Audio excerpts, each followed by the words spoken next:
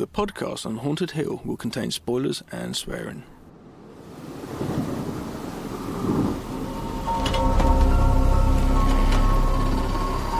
I am the devil, and I am here to do the devil's work. Make some of this Michael. Be one of us. I didn't tell you my name. Hang up. I didn't tell them my name. They're all part of it. They're all parts of Come. It is time to keep your appointment.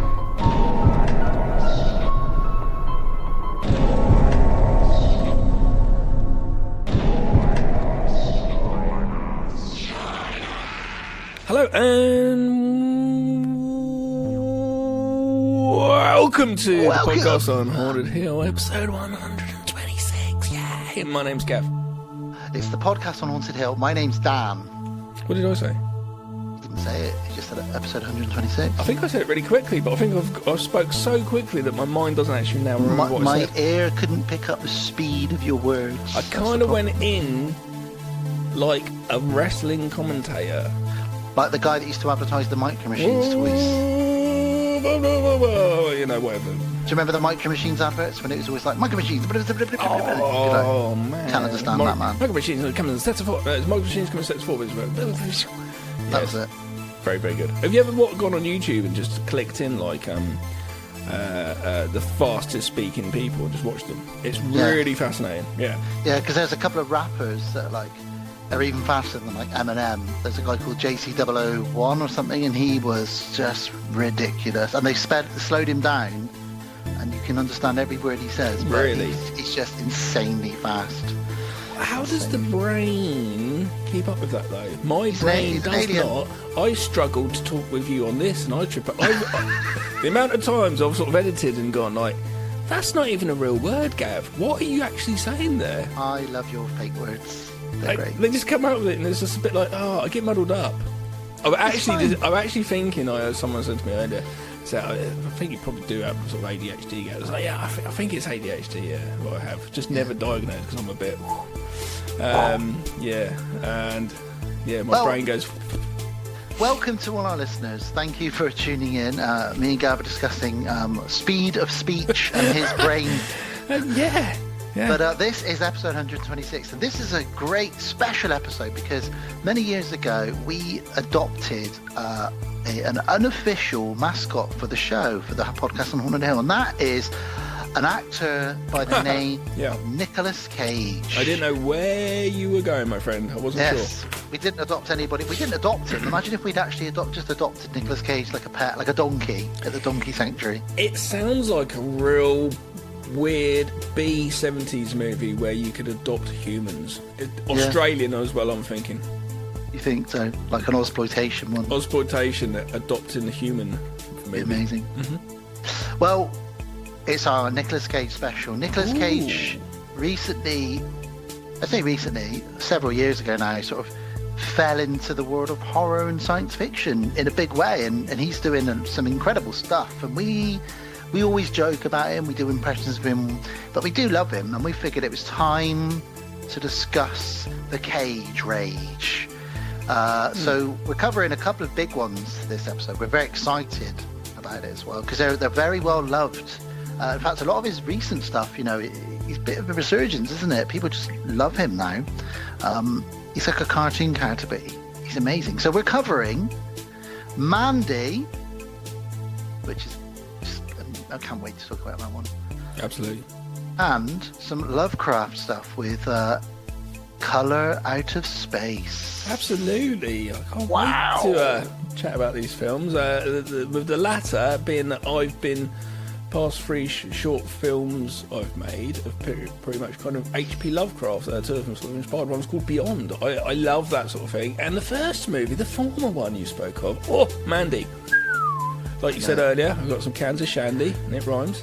So it's a very Nicolas Cage themed episode. World of the Strange will be about some Nicolas Cage stuff when we get there. But so Bill Murray is very excited because they've met once or twice. Not that excited, Bill. Take your hand out of your pocket. he's got a hole in his pocket apparently.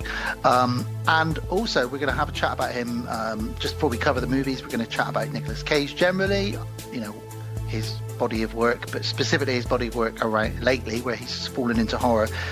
He's doing a vampire movie soon, isn't he? Where he plays Dracula. So that's going to be interesting. Yeah. You say fall into. He has always done. I do like. I know we're going to speak about him properly. I do like, because obviously, without, I know it might be a bit of a trivia. You're going to say I am going to do this one. Unfortunately, Francis Ford Coppola is like uncle, I think so. Indeed. And he didn't. He could have used that name. I'm sure they would have been like, yeah, you can be Nicholas Ford Coppola. He chose not to. That is his name. That is his name. His name is Nicholas Coppola. But that's it. Yeah. And he chose to go by the wrestler, I think it was, or superhero. It's Marvel. Luke Cage. Luke Cage is the man with the bulletproof skin. Okay, and then he lived in a car, but he was a working actor, so I think he's saying going horror. And then he did that Vampire's Kiss or Bite of a Vampire, Vampire's Bite. Vampire's Kiss was one of the first ones. Okay, cool, yeah. So horror, but yeah, definitely though, of the past few years, really gone into horror. But I think possibly even been quite wise with some decisions and just like kind of out there ones, like the one where he went into that one which is he is completely silent. There's no script with the animation. Willy's Wonderland. Yeah, things like that. Just it's really nice choices of just different things. I think he just enjoys the fucking craft of acting. There's basically. that, but there's also the fact that he's been married a couple of times, and he was about to go bankrupt basically from divorce and stuff like that. I didn't realise that. I was about to make that joke as how I've got loads of kids. He was just slamming every movie he could, which is why it's a bit of a Bruce Willis. It got to the point where he was just doing anything and everything. But I do think he does enjoy it. Unlike Bruce, we don't want to speak ill of Bruce because Bruce has now been diagnosed with a terrible mental health. That's probably what put Bruce off acting, was that, to be honest with you. But Nick's done the same thing, but he seems to really enjoy it. He turns up and he gives 150%, to say the least, into everything he does. So yeah, we'll talk about that when we get into the films, especially his him going into his process. His style. And giving one extra on each take sort of thing, which I've heard of, but it might be just been for Mandy. I'll get into that when we get into it. But I'm going to warn you lot now, if you don't like in-tech savvy film shit, you're going to be like, just fuck off with the nerd shit. But Mandy is so good, like on a level of like a post apartment and stuff like that. I don't want to bore people, but there's just stuff in there which makes me like, oh, I think I've just come. It's a bit weird. Wow. So yeah, I can't wait to talk about that. Great choices. Before we get to Nicolas Cage and all the Mandys and colours of space and everything else in between, including king cobras as pets and everything else he's done in his life. Amazing. How are you? Yeah. Well, October. Happy October. Happy 31 in 31, everybody. We've just started our spooky season 31 horror films, or 31 days, whatever you want to do. Well done, everybody, for joining in. Well done. Yeah. Little pats on your back for everybody who's joining in with this. I was off to a swing. I started October the 1st at Sarah's. Well, I'm at Sarah's. Me and her have a little holiday because it's a distant relationship, as in like how far we are from each other. And when we get to hang out, we like to just kind of binge films, have our own little film festival. It's really nice. And I was off to the races. It was great. Got a few movies on the go, but now I've got to the point in my list. I'm at number 7, and I've got to the point where it's like it's the 6th today, so tomorrow's the 7th. So I was like, oh fuck, I've got to get back on it because I know what's going to happen, and I haven't been able to watch that for the past couple of days. Apart from that, I'm very well, but I'm very excited with October. I do like it. There's Halloween stuff everywhere, aisles of weird costumes and things. Have you got costumes for the kids yet? Not yet, but I've been taking them, I was telling you off air, I've taken them to this baby class, this baby adventure group thing every week, and apparently we're doing something for Halloween, so I'm going to have to think of a costume for them. I'm thinking Luke and Leia, or just like Wednesday and Pugsley, or something that where they're siblings I want to do.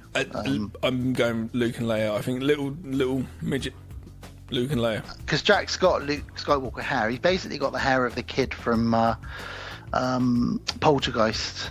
We always talk about these sort of 80s films where the kids have all got like Luke Skywalker style hair. Yeah. And he's got that going on. I don't want to get it cut, to be honest. So Luke and Leia it might be. We'll see how it goes. Yeah, I got started late on my 31 because I was away for the first few days. I went on a family holiday with my dad, my brother and his wife, my girlfriend and her partner, Alice obviously, and the kids, to a spooky cottage in North Wales. Nice. Was it good? It was very good. It was a cottage we had all to ourselves, and it was near a place called Hay on Wye, which is a very famous village. Did you get the willies at night time when he locked the doors? Did you get the willies? There were some spooky moments. We didn't get a bad vibe from the cottage, but because it was in the middle of nowhere, there was a lot of bats, foxes, sort of a lot of spiders in there as well. And so it was a bit spooky, especially because Jack likes to get up at 5:30 in the morning. So you'd kind of get up with him and go upstairs, and because the living room was upstairs, all the bedrooms were downstairs. Oh, so weird. You'd go up and they had all these round windows. The upside down. It was like it was living in the upside down. It was weird, but it was good. It was very spooky, but we had a great time and the kids enjoyed it. But I was sort of saying, oh, God, I haven't started with 31. So my sister said, well, let's watch Hocus Pocus 2. I fell asleep within 10 minutes of it. Danny, you enjoying it? Oh, God. She said to me afterwards, and I said, no, I didn't really watch it. I was asleep. And it didn't look very good either. I liked the first one, but it didn't look very good. But I will... Oh, yeah, you said part 2. I don't even really know part 1, to be honest with you. I will watch it again at some point. Right. But yeah, so this year I'm doing a theme, which we'll talk more about in our next episode, because next episode is our Halloween special, Gavin. But I'm doing Hammer Horror for this year. That's all. I might watch the odd thing here and there, but I'm only really counting Hammer Horror. And it doesn't mean I'm doing 31. I can go over that if I want. But I'm watching all the Mummy movies, I'm watching the Frankenstein movies, I'm watching the Dracula movies, and Werewolf, Gorgon, Reptile, all of these, the Plague of the Zombies. I think I'm going to end on Plague of the Zombies, which I think is my favourite Hammer Horror. My favourite.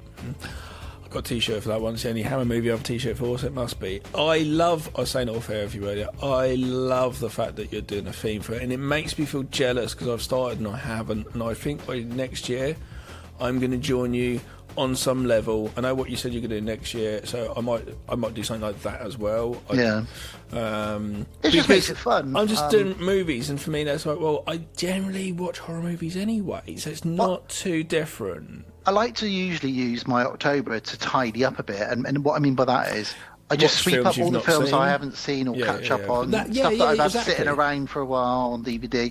A couple of years ago I did the entire season 1 to whatever it was at the time of American Horror Story, so I'd never watched that before, so that was fun. And I know Josh Myers, shout out to Josh, he's back on social media now. I know this year he's actually attempting to get through as much of Buffy the Vampire Slayer's 144 episodes as he can for October, so he's going to have to watch about 4 episodes a day, I think, to do that. I've done can be done. I did one episode because I looked it up once. I was like, what is the scariest episode Buffy, because I've never seen it, and I watched that one episode with the weird alien face people, real tall guys with suits. Yeah, and they don't speak. Yeah, I did like those dudes though. They looked right. That's right really on my street. Probably my favourite episode. That is one of them. Anyway. Well, it's voted like the sort of best horror, and that's why I went for, because I thought, well, I'm not going to watch it all, so I'll just check that out. Yeah, it's good. It's really good. So that's me. So I'm started my hammers, and that's it really. But we'll talk more about Halloween basically in the next episode. It's hammer time. Hammer time, baby. I only got 2 things I wanted to talk about, things I've watched since our last episode. One of them is a documentary. It's a couple of years old now. It's incredibly sad, but also incredibly uplifting, and it's called Val, and it's all about Val Kilmer. Have you seen this? Do you know of it? No, I can understand what it's probably about. I don't know if I'd want to, because I think I'd feel I have a thing where I don't like people to feel bad in front of me or feel sad or anything. I don't deal very well with it. So watching that, I'd be like, I feel really bad for him. Do you know what I mean? Even though it's in the past. And it's very interestingly done. So the reason why is because since he was a young man, since he started his career, Val Kilmer has always owned a video camera. Very quickly, I say that I don't actually know where Val is nowadays, what he's been up to for the last years. All of a sudden, I just do know, I've not seen him for a long time. I don't know. I think I did see him a little bit larger larger in the picture, but I don't know. So yeah, go ahead. But I was jumping ahead saying I feel sorry for him. Yeah, I don't actually know what's happened to him though, so I should. He had throat cancer. So basically, yes. Since he started his film career many years ago, he's always owned a video camera. You can imagine how big video cameras were back in the day. And on every film set, he's always filmed behind the scenes, filmed himself, filmed his family, filmed his wife, because he got married to Joanna Wally from Willow, who we met on the set of Willow. They've got 2 kids called Jack and Mercedes. Willow. Willow. And so what happens is, because he can't speak anymore, because he's had his operation. No. He can only speak if he covers the hole in his throat. And he speaks like this. He won't get a voice box put in, he said. That's where he is now? Yeah, so he's had the choice between... Oh, bless him. I didn't know what was eating and speaking, and he's chose eating over speaking. That's what the operation he's had. So he's got a hole in his throat, which is why whenever you see him now, he's always got a scarf around his throat and around his neck. So what he's done is this documentary came out a couple of years ago, and his son Jack, who sounds exactly like him when he talks. Quick question: eating or speaking, as in like he would be fed by a tube and could speak? Right. Okay. So it's basically there's only one hole he can be used, and it's a good choice, right? Okay. So he's got his son Jack to narrate his life as he's written it. But they've used all this. It's one of these rare occasions where he's got footage from his entire life, behind the scenes of all the movies he's on, Top Gun, Willow, everything he's ever done, all the way through till now. And then it kind of ends the last half an hour or so is him going from convention to convention, people coming up to him and saying, well, can you sign this? You will always be my wingman, Goose, and all this kind of stuff, and it's quite uplifting, because even though he can't speak unless he covers that hole, even silently, he's such a funny man. You can see it really plays he's almost like a mime. But it's really uplifting, and it was really moving, and I guess because he's got a son called Jack as well, I felt really attached to it.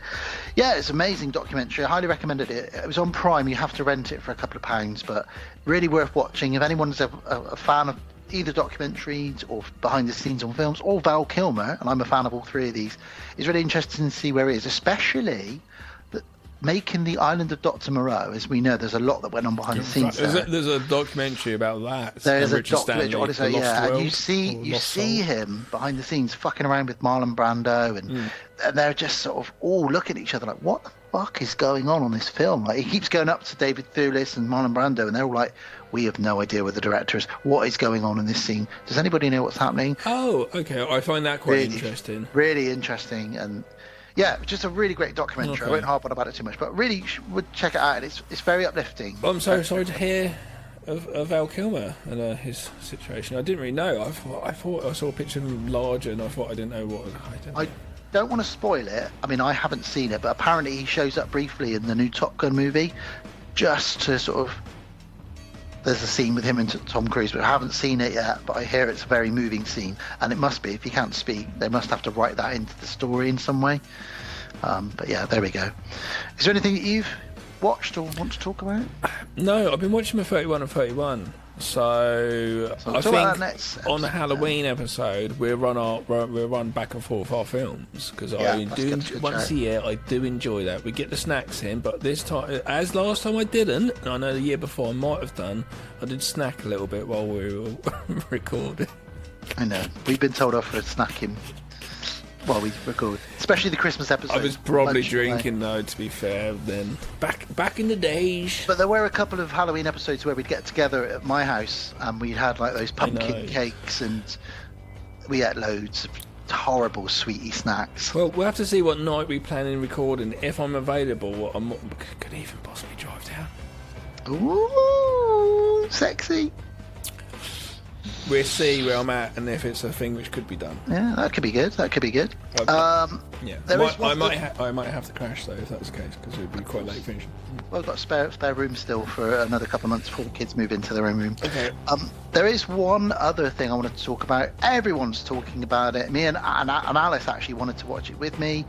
We got through it all, binged it in about 3 or 4 nights, and I'm talking about Dahmer, the Netflix film or series of Dahmer, Jeffrey Dahmer, starring Evan Peters, more importantly starring Richard Jenkins, who is incredible in it. And I know you have some thoughts on it, which we'll probably mention in a minute. But what I would say to anyone who's planning on not watching it because they don't think they can stomach it, it's not about him, and it's not about the. There is some stuff around the crimes, and they go into what he did to the 17 victims. And episode 1 is a masterclass in tension building, because you know who Jeffrey Dahmer is, and the person in his apartment doesn't. But after that, the whole 10 episodes, they are about Jeffrey Dahmer's family, the effect of what he's done and how that affects his family, the effect of the victims on the victims' families and the victims themselves, and the stupid police, because this was before DNA was the thing, you know, and the stupidity of the police and the racism and the sheer bigotry and stupidness of the police back then, and how easy it was to get away with all of this.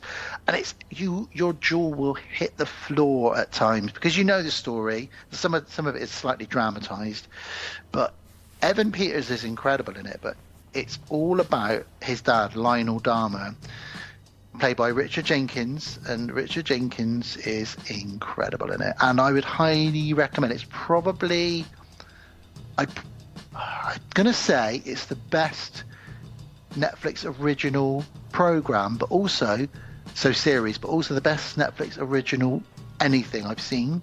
It's even better than The Haunting of Hill House, which I really rated. Mm-hmm. I've not seen the one about the cult and the priest that came out last Halloween, which a lot of people say is very, very good. Do you know the one I mean? Yeah, I didn't watch it. I didn't watch it, but my God. No. What one? Fucking no, that really good one. Yeah, I think you did watch it. What's it called? Oh, but is it by Mike Flanagan? Yeah, it was. It was what he did. I can't remember what it's called. Midnight Mass. Midnight Mass, that's it. That was really good, actually. Yeah. Sorry, I do apologise. And I know people say Squid Games is great. I've not seen it. I don't really. I nearly gave up. I nearly gave up on that Midnight Mass. It was like third episode. I was a bit like, I don't know if I can be fucked. And then something happens, and it just turns it, and I was like, hooked. Maybe I'll watch that. Maybe watch it just after Halloween this year. But yeah, Dahmer, incredible. Yeah, I might do. I don't know, because I find the guy super gross. Obviously, I do a true crime podcast and we get into some stuff. But I find that dude particularly, of all the serial killers out there, his crimes, I do find them real. I don't know. I find them really disturbing. They get to me more than other. I don't know why. It's to do with the heads and trying to make his own zombies. It's real fucked. They only touch on that once or twice, and what the ultimate thing of it is, there is no reason of why he did it. You know, they never found out whether he was mentally ill. It's just that he even said, I probably deserve to die. I don't know why I do these things. I'm quite evil. I think I'm just evil, and I think he is just evil, or was just evil. But what was fun was that my wife wanted to watch it with me, and she's usually a bit squeamish about these things, but she was blown away by it as well. We sort of talk about it after each episode, you know, and it was just really, really good stuff. He more than likely had a head injury when he was a child, I'm sure. I need Sarah here. He had an operation. He had an operation, and his father believes it's always the head injuries. His father believed he had too much anaesthetic, because he had a what do you call it? What do people always have with their groin? Hernia. A hernia. When he was very, very, it was like 4 or 5, he had a hernia. He had to have an operation, and his dad believes that he was put under anaesthetic for too long or had too much, because he said he woke up and he was never quite right after that. Yeah, it's always like head injuries. Obviously, there's a lot of other things go along as well, but it's the head injuries is like the tipping point. It's like the opening of the can, you know. His parents blame themselves as well. His dad taught him taxidermy at a young age because he wanted to try and bond with him, because his son was so weird. And he was like, well, look, let's find some roadkill and I'll show you how to do taxidermy. It's a pretty weird thing to do, but also, if it's the one thing you can bond with your son over, I guess you'll do it. But then his mum was really neglectful. So, you know, we all know the stories. I've had Jay recently tell me they want to get a job in a funeral home. And I was like, and they're like, want to work dead people? I was like, wow. So one day, me and you will be on a documentary saying, do you remember then, you know... Who will be playing us, Gav, in the Netflix documentary? Don't know. We'll be dead. We will be dead. We'll have been eaten. And you put her in with Ask Jasmine, yeah. Dharma Dharma, I highly recommend watching it to anyone that hasn't seen it. I know a lot of our listeners have because it was all over our Facebook page when people were watching it. So there we go. So that's me. That's pretty much everything I've watched. I have been very busy just doing subtitles for Shadow of Death. I'm still just getting that movie ready because it's shit to do. And had to take a band didn't want their music in the film, so I had to take 3 songs out and replace them and find the original edit for the audio for the whole film, and it's been a ball ache. So I've just been doing that most of the time. Yes. Indeed. And something's happening in a couple of days. Yes, premiere of Tape 3. Which is the new short from Deadbolt Films. Yes, a new short film we've all put together, and you helped put it together as well, Daniel, in your own unique little special way. Yes, I did. And H.P. Lovecraft inspired, but yes, it's playing Friday night and Saturday night at the H.P. Lovecraft Festival in Portland, Oregon. I'd love to have gone. Seattle's just up the road, and got San Francisco just down. And that'd have been cool. But you know, it's one of those things. Because Jeffrey Combs is opening it up, or Combs, not sure how you pronounce his name. Combs, yeah. Combs, and he's opening it up, and he's also presenting a 35mm extended cut of Reanimator. What's Incredible. that? What's the extended cut? Incredible. And he's opening it up, and if I'd have gone, I could have met him. Could have even got him on the old fucking podcast, couldn't I? What a legend. I know. So, gutted, but yes, that's playing there, and that's really cool. So, it's really cool at the moment. The film world for Deadbolts seems to be moving a little bit. So, behind the scenes, we're all busy doing things. So, yeah. Excellent. Well, there we go. Well, that's pretty much where we're at. This is episode 126. Should we get into some Cage stuff? Should we talk about some Cage before we review our first film? Definitely want to talk about Nicolas Cage. Right. I feel like we need a break, and I put in some Nicolas Cage thing off YouTube. Should Let's we do that? it. Let's do it. Welcome, Nicolas Cage.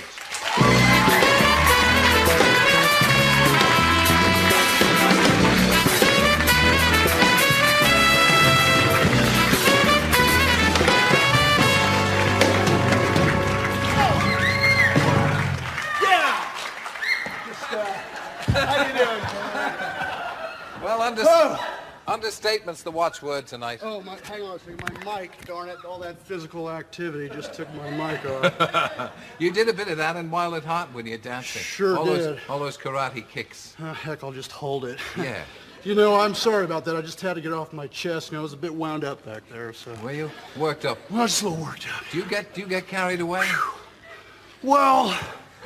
I don't know if I get carried away. I just sort of have a good time, and you invited me on your show, so I'm just gonna have a blast. A blast, eh? That's right. And that was Nicolas Cage on the Terry Wogan show you've just been listening to. Classic shit, right Right there. in the middle of probably a massive Coke binge. He comes in at the beginning of it, basically goes, then just does his roll, like a kind of really roll. shit forward roll at school. Like his teachers, their forward roll, and does a really shit one, and stands up with a load of money in his hands, and then just starts doshing it out like he's a player.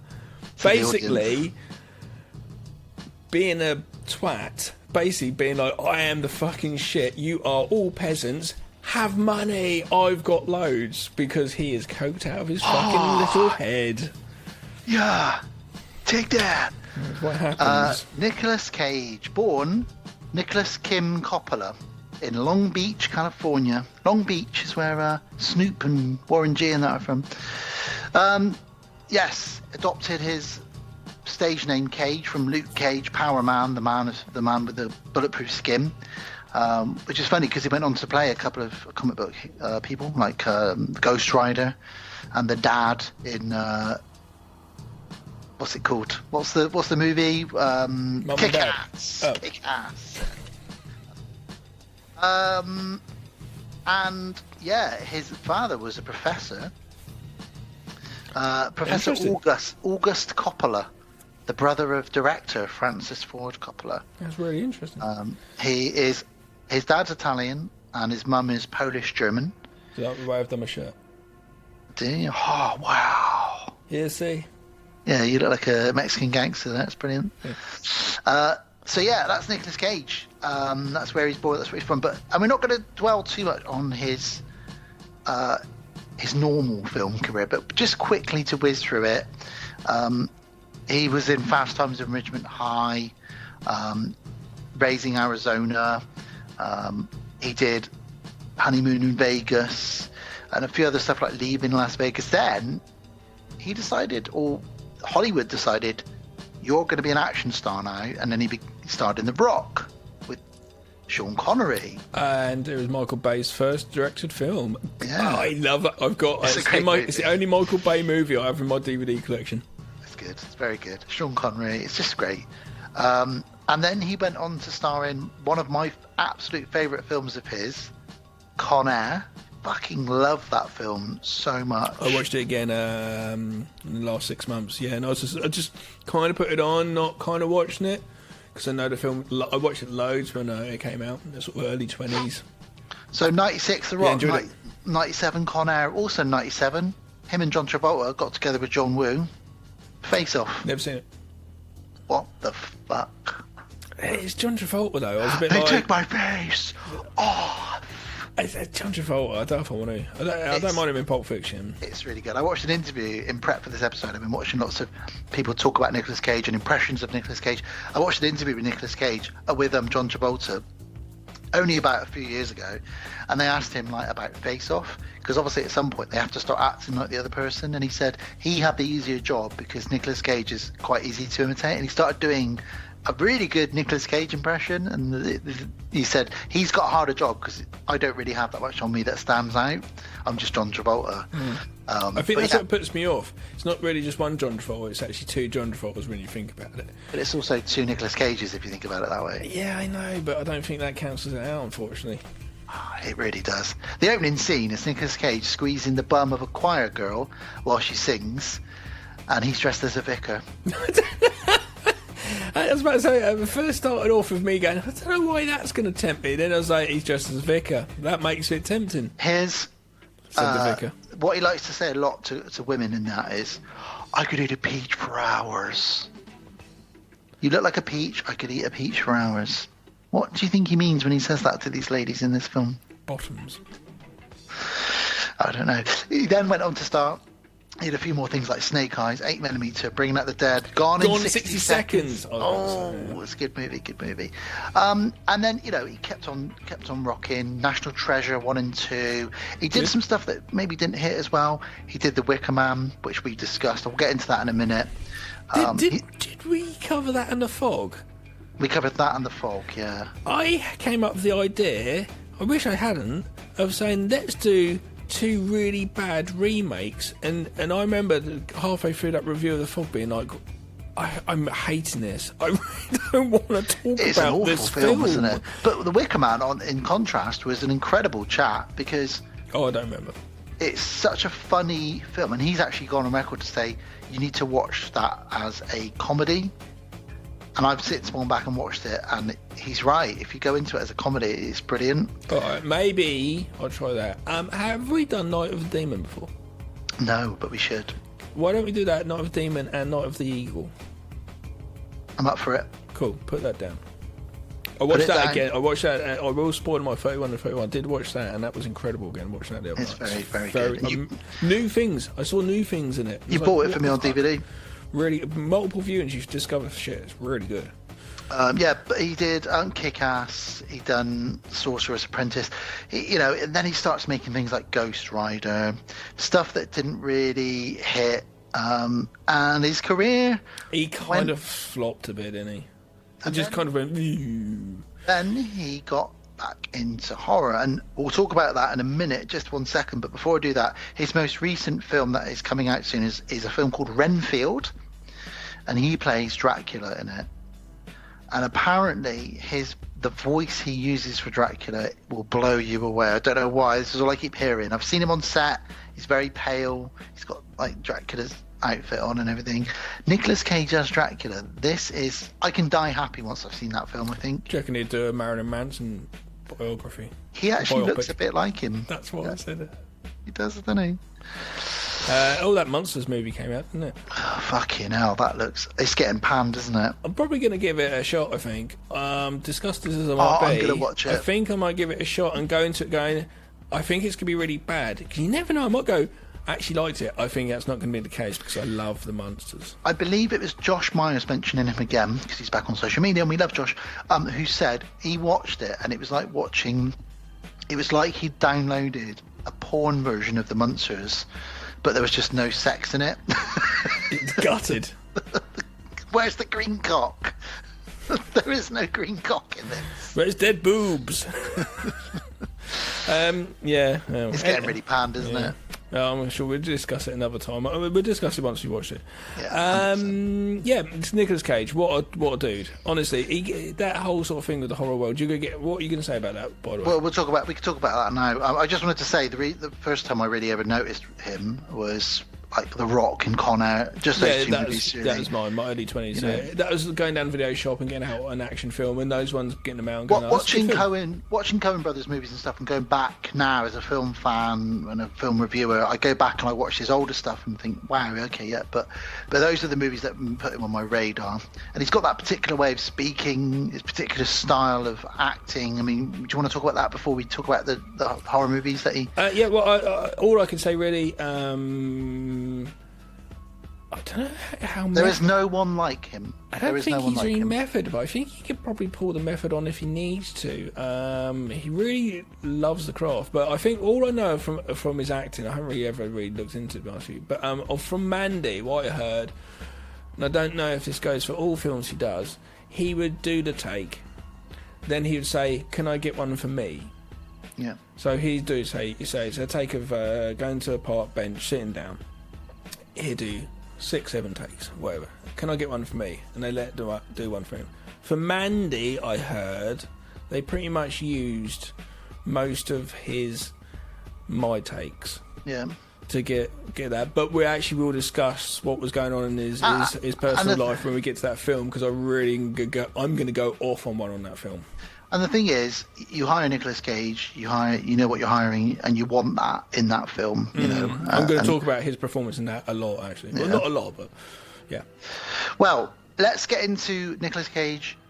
Now he's a horror movie icon, not just a film star. He's a horror movie icon, and I'll run through just briefly a list of films that, if you haven't seen them, you should probably watch. That talk about, that sort of show you him, and I'm going to start quite early. I'm going to start with the film from 1988 called Vampire's Kiss, where he is a coke-fueled 80s yuppie who thinks he's becoming on the Terry a vampire. Wogan show. Just like that, and he thinks he's becoming a vampire. Okay. And it's absolutely incredible and a great performance, and it's a comedy almost, but it's also horror as well. He wears like fake vampire teeth in it because he genuinely believes he's becoming a vampire. Highly recommend it if you haven't seen it. Vampire's Kiss from 1988. He also did Wild at Heart a couple of years later, which isn't strictly horror, but it's really brutal and violent. Have you seen Wild at Heart, where he plays a gangster? No, but I do think in my head I thought for some reason it was an early Coen Brothers movie. It's David Lynch. Is it? Yeah. I think I have seen it once. One very young though. His name in it is, and this would be a good Seagal character name, as talked about in our last. I've been watching Seagal movies. I never talked about my Seagal films I've been watching. So his character's name in Wild at Heart is Sailor Ripley. Sailor Ripley. Oh, hi. I'm Sailor Ripley. Oh, wow. Yeah, Sailor Ripley. Where's Ripley? Who? Sailor Ripley. Where is he, damn it, man? So he is out on probation with Laura Dern, plays his girlfriend, and Willem Dafoe is a hitman after them. And it's just great. Very violent. Maybe I'll have to pull that one out again. Maybe and watch it. Yeah, what else? He did a Scorsese film called Bringing Out the Dead in 1999. Yeah, Ambulance Driver. Ambulance Driver, that's right. It's quite good, and it is kind of a bit horror. It's got some ghostly elements in it. The reason we're doing this episode, 2006, he did the Wicker Man remake. Absolute blasphemy. The Wicker Man is an incredible film, the original. However, I have grown to love the terrible remake because it is just not a remake. It's just Nicolas Cage doing kung fu kicks on an island and beating up women. It's nothing to do with the original. Because Nicolas Cage is in it, there'll be a moment where I go, oh, all right, I will watch it again. But I'd have to do it with like Sarah, even though Sarah's going to say, Sarah's right now going no. You'd have to have a smoke or a drink if you drink. And just be like, right, I know what I'm getting into. Bees! Not the bees! Bees! Bees! He then decided, Marvel came calling and said to him, Ghost Rider, let's do it. Ghost Rider, as we all know, Gav, I know you're a massive comic book fan. Ghost Rider is about a stunt motorcycle guy called Johnny Blaze, who sells his soul to the devil. I think I've save seen his it. family and become famous. I think I've seen it. You probably have. And this means Amber Heard in it? Oh no, that's no, a car one that's where he drives a car. Yeah, we'll get to that one in a minute. That's the one I've seen. He drives a car. Yeah, we'll get to that one. So in this one, he basically is possessed by the spirit of vengeance, which means his head catches fire and he becomes the Ghost Rider, and he goes around killing people. The first one is all right. The second one is terrible, but they're kind of a bit like, you kind of have to watch them. They're really cult movies in that they're so bad. People talk about them a lot. I don't think you have to watch them. You don't have to watch them. I have to watch them. You have to watch them, yes. So that's Ghost Rider. And Ghost Rider 2, The Spirit of Vengeance. There's a great bit in the sequel, Ghost Rider 2, where you can feel the vengeance, the spirit about to take over his skull. And he grabs this guy and he says to him, I can feel the rider. Oh, he's scratching at the door. He's scratching at the door. And he's said this really weird delivery of the line. It's just incredible. So that was that. Then he did some sci-fi horror in 2009 with a great film, which I like, called Knowing. Yeah, it's all right, yeah.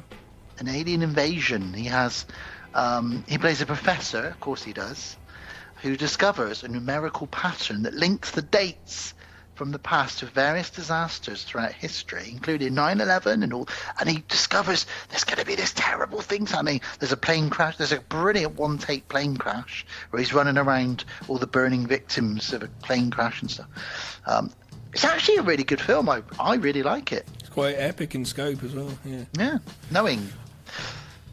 He did a film that I think you like, and I don't know why, Season of the Witch. I've never seen it.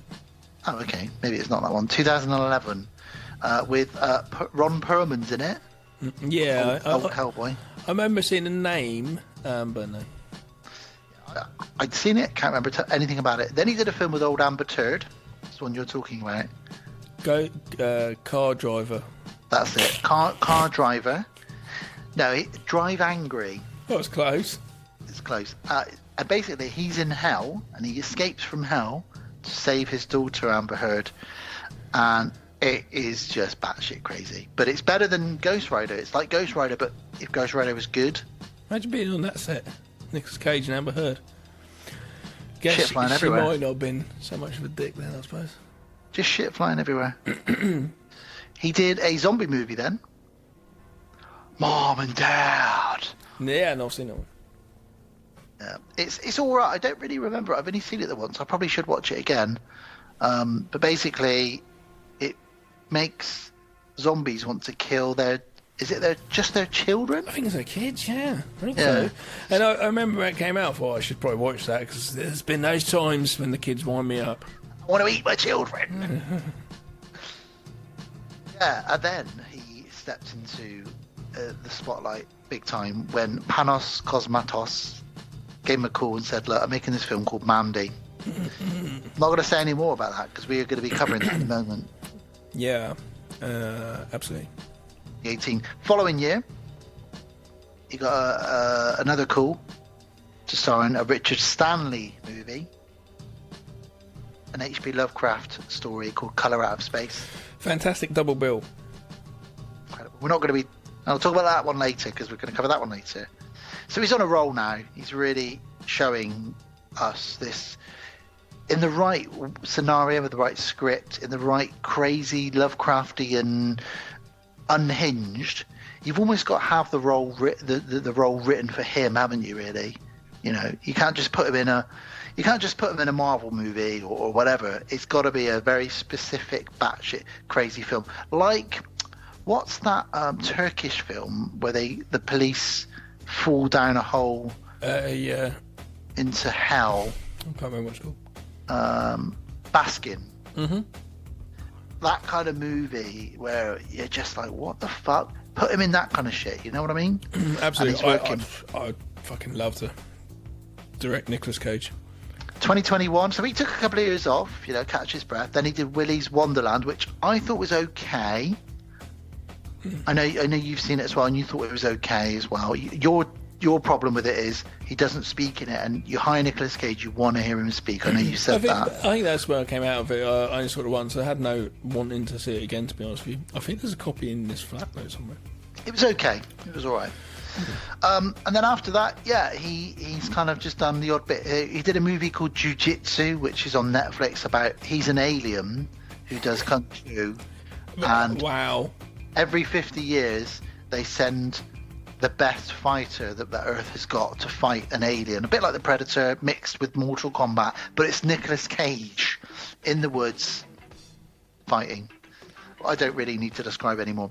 And then, as I've said, there's a new one he's got coming out soon is Renfield, where he plays Dracula. Fucking hell. Let's all go and watch that, everybody.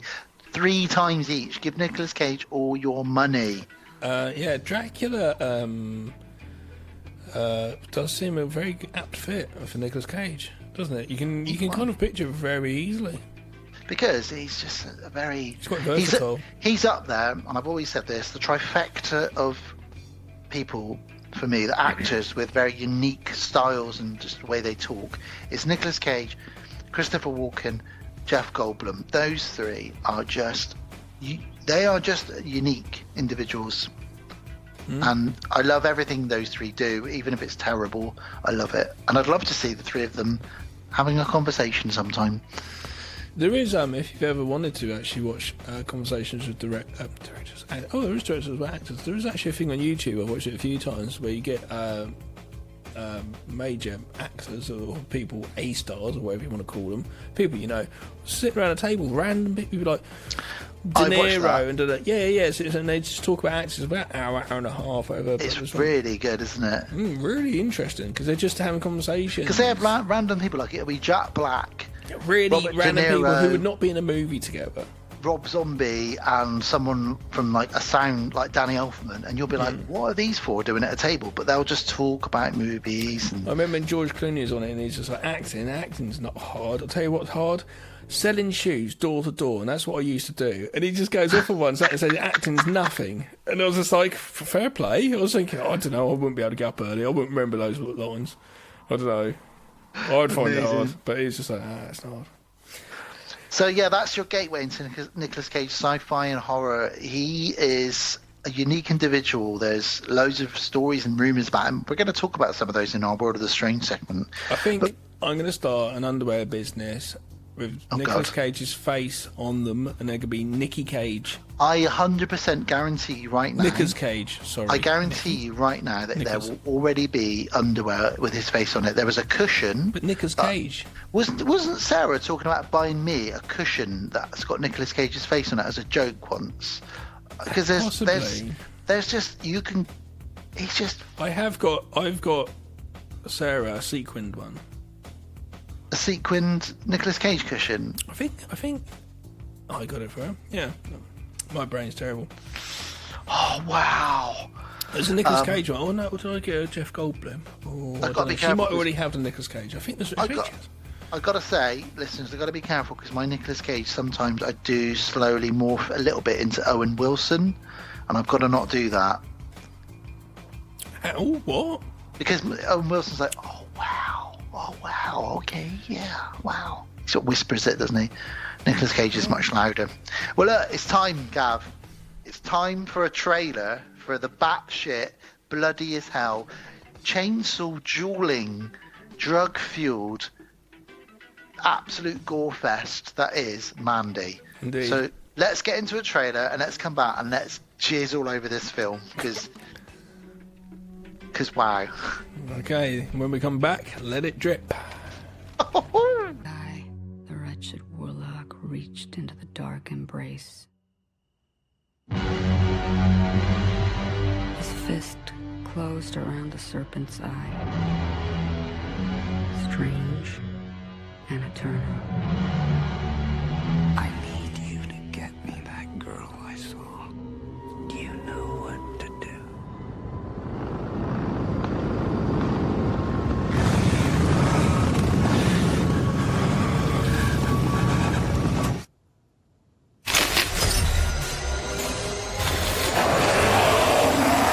You're a special one, Mandy. I, too, am a special one. Let us be so very special together.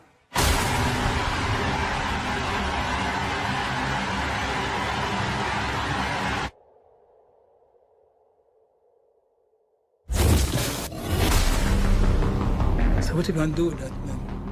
I'm going hunting. So what you hunting? It's crazy evil.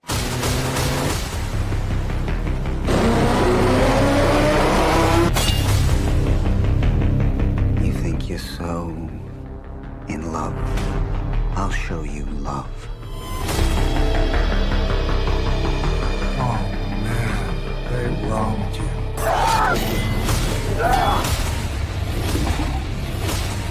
You exceed the cosmic darkness. It glowed from within, strange and eternal.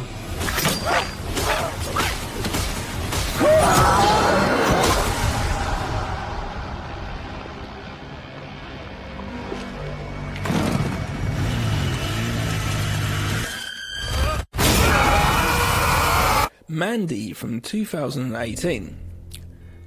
The enchanted lives of a couple in a secluded forest are brutally shattered by a nightmarish hippie cult and their demon biker henchmen, propelling a man into a spiraling, surreal rampage of vengeance. Directed and written by Panos Cosmatos. Our first film tonight. Who's got an incredible name, and he did a film in 2010 called Beyond the Black Rainbow, which I've not seen. I know Sarah's made you watch it. She made me watch it. We watched it together, I think. She held you down and made you watch it. It's yeah, she bought the DVD actually. It's quite out there. It's very whoa. He's also excitingly directed episode 1 of Guillermo del Toro's Cabinet of Curiosities, which has been released on Netflix for That's so Halloween. cool. I did not know that. That's cool. And he's also got a film called Necrocosm, which comes out, well, it's in pre-production at the moment, so it's not really been started.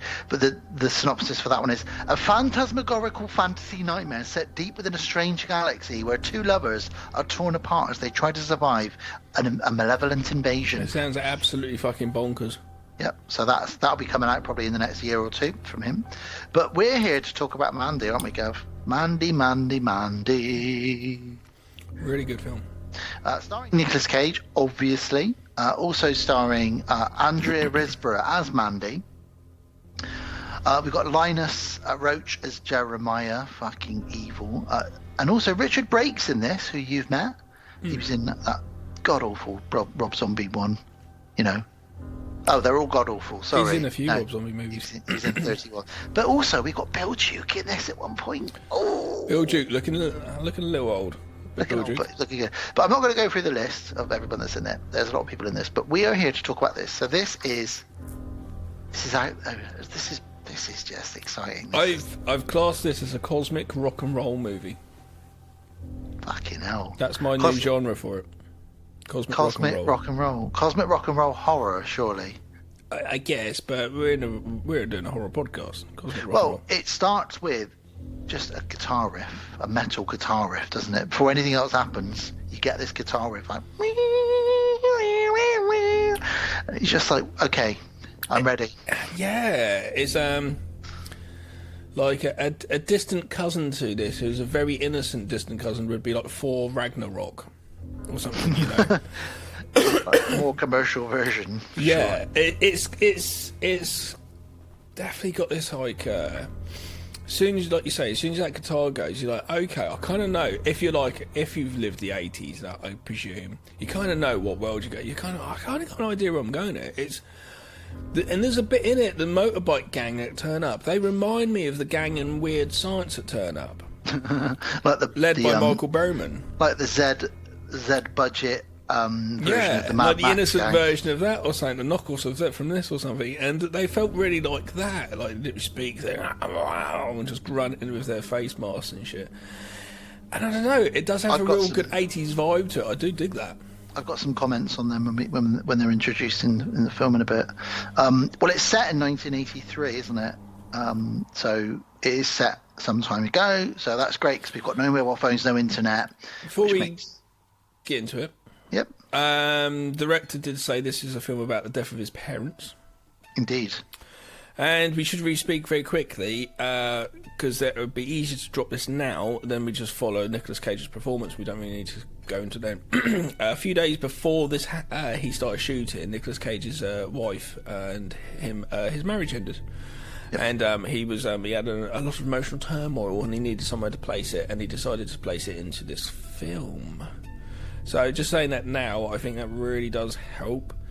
The loss of the woman in it, of his love of his life in the film, is like, especially the fire scene and stuff like that. You know, that links back into my earlier when I was talking about that Val documentary. There was one of the movies. I don't know if it was The Island of Dr. Moreau. I think it was, where he was handed divorce papers on set.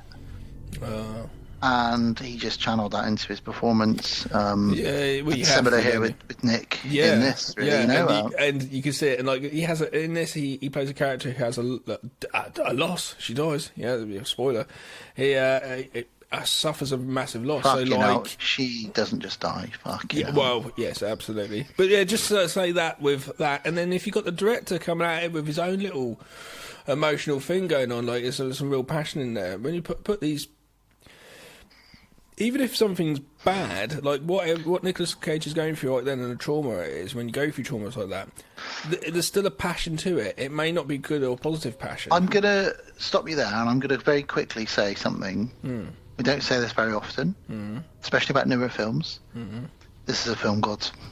This is a film gods movie. Yeah, it really, it may not, you might not come out going, it's 10 out of 10, but there's something there, and I think multiple viewings and the test of time, you could go like, wow, this is just break before we get into it, listeners. The score, Cage's performance, the performance of everybody that's in it, the story, which doesn't always make sense, but that's part of the whole charm of this. The drug use, the psychedelia. You know what film you're getting when you're watching it.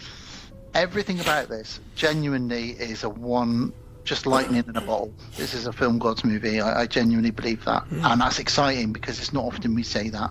But this is. Last time we said it was about American Werewolf in Paris. I'm joking, but we both love that movie. We do. So so I think the passion. I think they're both putting across passion for the film's craft and what they're actually doing. Each of them. Nicolas Cage passion is negative, obviously, but it's still passion in a way. There's so much emphasis in more than just doing it as a day job every day. You know what I'm saying? Indeed. Negative passion. Negative passion. That's a great name of a great. That's like an 80s synth band. Negative passion. Like the Pet Shop Boys, like main rival in the 80s would have been. Do you like Pet Shop Boys? Or do you like? I prefer Negative Passion. They were great. I might have to steal that. I'm writing it down. Imagine the Negative Passion. He is, ladies and gentlemen, he's writing it down. That might even be the album name. He's pulled out his quill. That might even be the album name. Negative Passion. Negative Passion. I like that. So, great score, great credits. We're off to a good start with this. There's a quote about the universe and life and all this stuff at the beginning. And we're introduced to Red Miller, so another great character name. And presumably a logger. Seems like he's a logger. He seems like he's in a logging type of place. He's handy with a chainsaw. He's cutting up some trees. He's a logger. Mandy likes him because he's handy. Mandy says he's handy, and Gav is drinking shandy. Ooh, and that makes me dandy. Oh. Randy Dandy.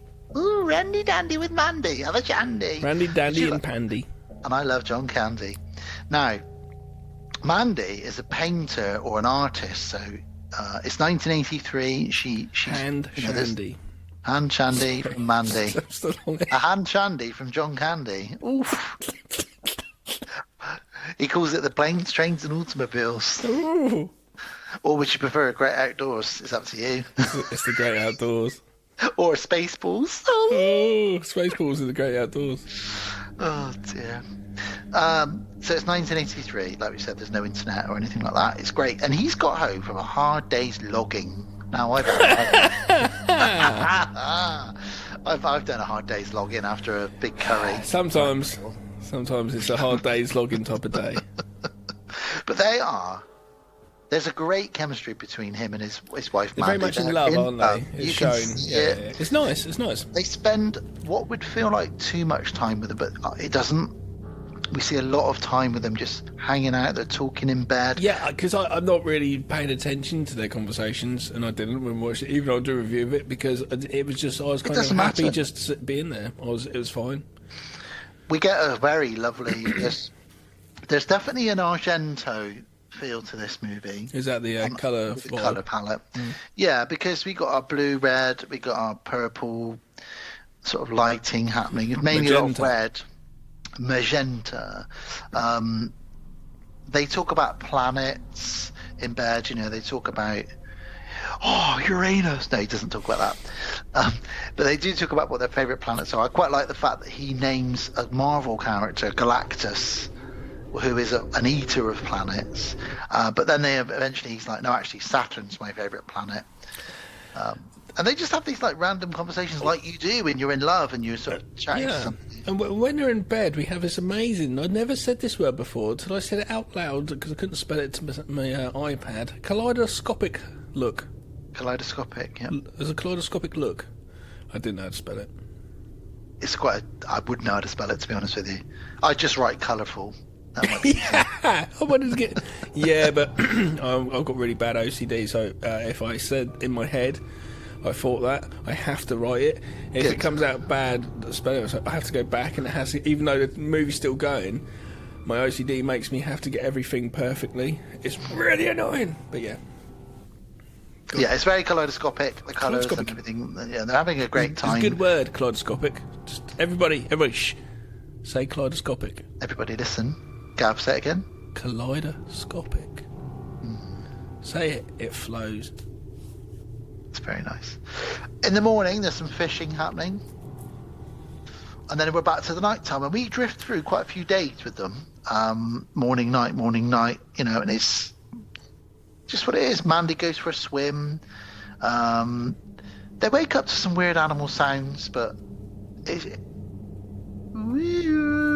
I was going to say very much when they're on that boat, because you quickly went over, you skimmed over it like the water of the boat, and that's not what I was about. When on the boat, there's I really like the massive pull back to show this really wide shot, and it's so beautiful, this lake and the trees and stuff behind. So Gav's going to be, and I want gorgeous. I want him to, of course, but Gav will be nerding out on the technical side of this, because this film is stunning in the way it's shot. And even I, as a non-technical person, I can appreciate the stunning cinematography, use of cameras, lenses, colours, shots, all seamlessly blended with the score, and of course the performance and the actors and everything. So, guys, honestly, if you've not seen this, it's incredible. If you have seen it, you know what I'm talking about. I don't know anybody that doesn't like this. I honestly don't know anybody that has seen this and doesn't like it. I don't think I ever saw any negatives. But yeah, got this wide shot, and this is just a simple thing. Next is a close-up of a fire. But you've got a really long cross-dissolve. Cross-dissolve, if you don't know, it's obviously when two shots go together and they sort of go slowly in and out of each other. A bit like you and me. Indeed. So this massive wide shot then going to the fire, and just especially with the colour palette going on, you just... you're like... I'm just going to be going off on this massive trip. You'd know it, They go in the woods and they find a dead baby deer. I think it's a deer anyway. And this bit here, I've put here my note, and I know you might not know this film, Gav, but for anybody that knows the Tom Cruise movie, with Tim Curry as the sort of the devil, the legend. This feels like Legend. It feels like we're in a fairy tale at this point because they're in this beautiful forest with these strange sounds, and the way it's shot, it's all very ethereal and dreamlike. Yeah. And she tells this story about how her dad killed loads of starlings in front of her and some other kids in a sack. He just killed them all. Why did he say why? I'm not sure. But I don't. It's just weird. But anyway, did you notice when they were at the fire the night before that her, us looking at the screen, her left eye, which be her own right, was slightly larger and circular and darker pupil to the left. She is. What did that symbolise? I don't know, but what I would say is she is so Andrea Risborough plays Mandy Bloom, and she is a very unique-looking woman. She is beautiful, but she's not like your standard. She's not like your Hollywood beauty, but there's something about her which she's just looks great on camera. And maybe that is just her eyes. Maybe. No. It's visually altered there. 'Cause it's not like it later on. It's weird, but no, it must have meant something though, and I don't know what. I don't know. Again, this film requires multiple viewings. It really does. Mandy goes for a walk though, so and she sees this like Colour Out of Space is over a few days because you've got day night with both of this and Colour Out of Space. They're very, very reminiscent films, both of them together.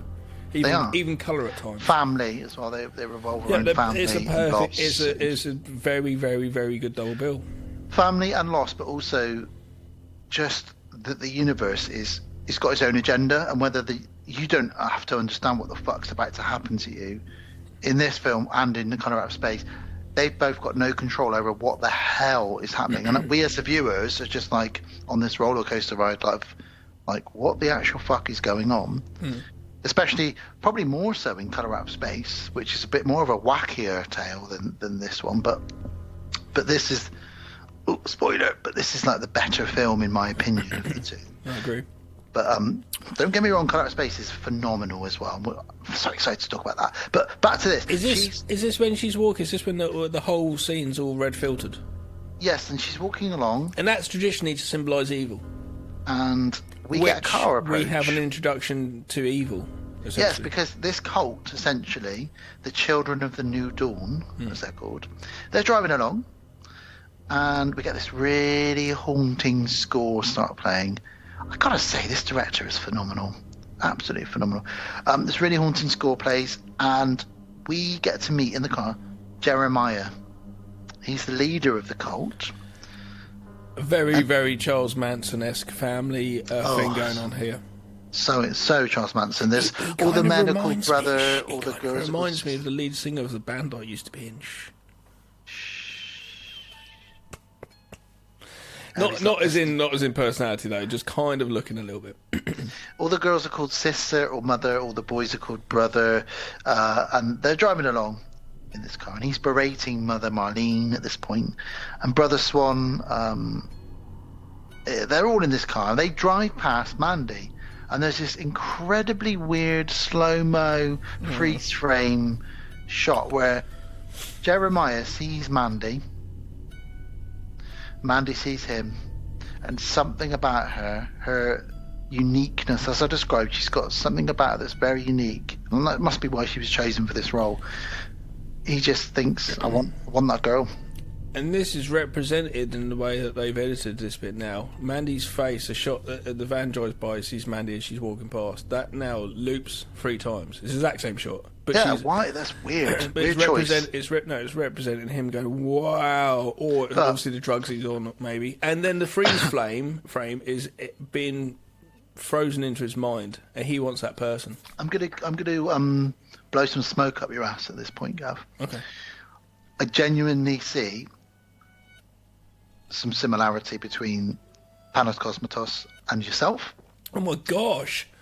Because, especially in the last few bits and bobs that we've done, just because him and you have both got very strange choices sometimes that only you will understand, but when you see them, Because I would never have said don't do 3 shots. That would be weird. But it looks great the way it's done, and then you've got the freeze frame, and there is a reason behind it. And even if no one explains to me what that reason was, I just go with it because I'm in this. So yeah, I just wanted to mention that.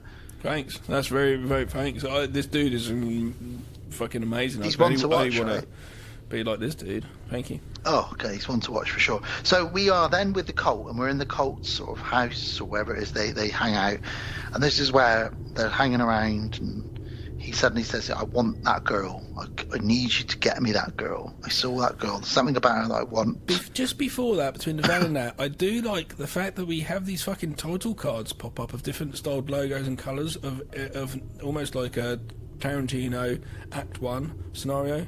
And this bit here, we had Children of the New Dawn, and this logo comes up like it's a T-shirt from a band.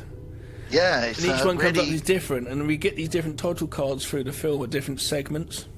Because the word Mandy, the title card for Mandy, the title of the film doesn't come up for 50 odd minutes into the film. It's pretty gnarly. So the mission is... I love the way the rules are broken in this filmmaking.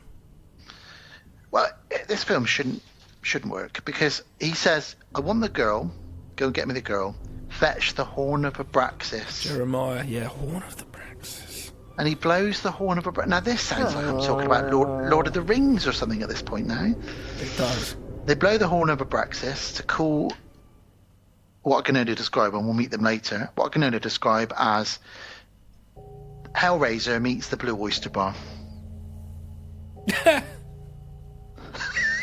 The YMCA, the Blue Oyster Bar, and Hellraiser mashed into one is what we get. It's just... what point is this you still on? Are you still on the mansion house? I'm describing them later. We'll get to them Who, later. the motorbike dude gang? Yeah. Okay. Yeah.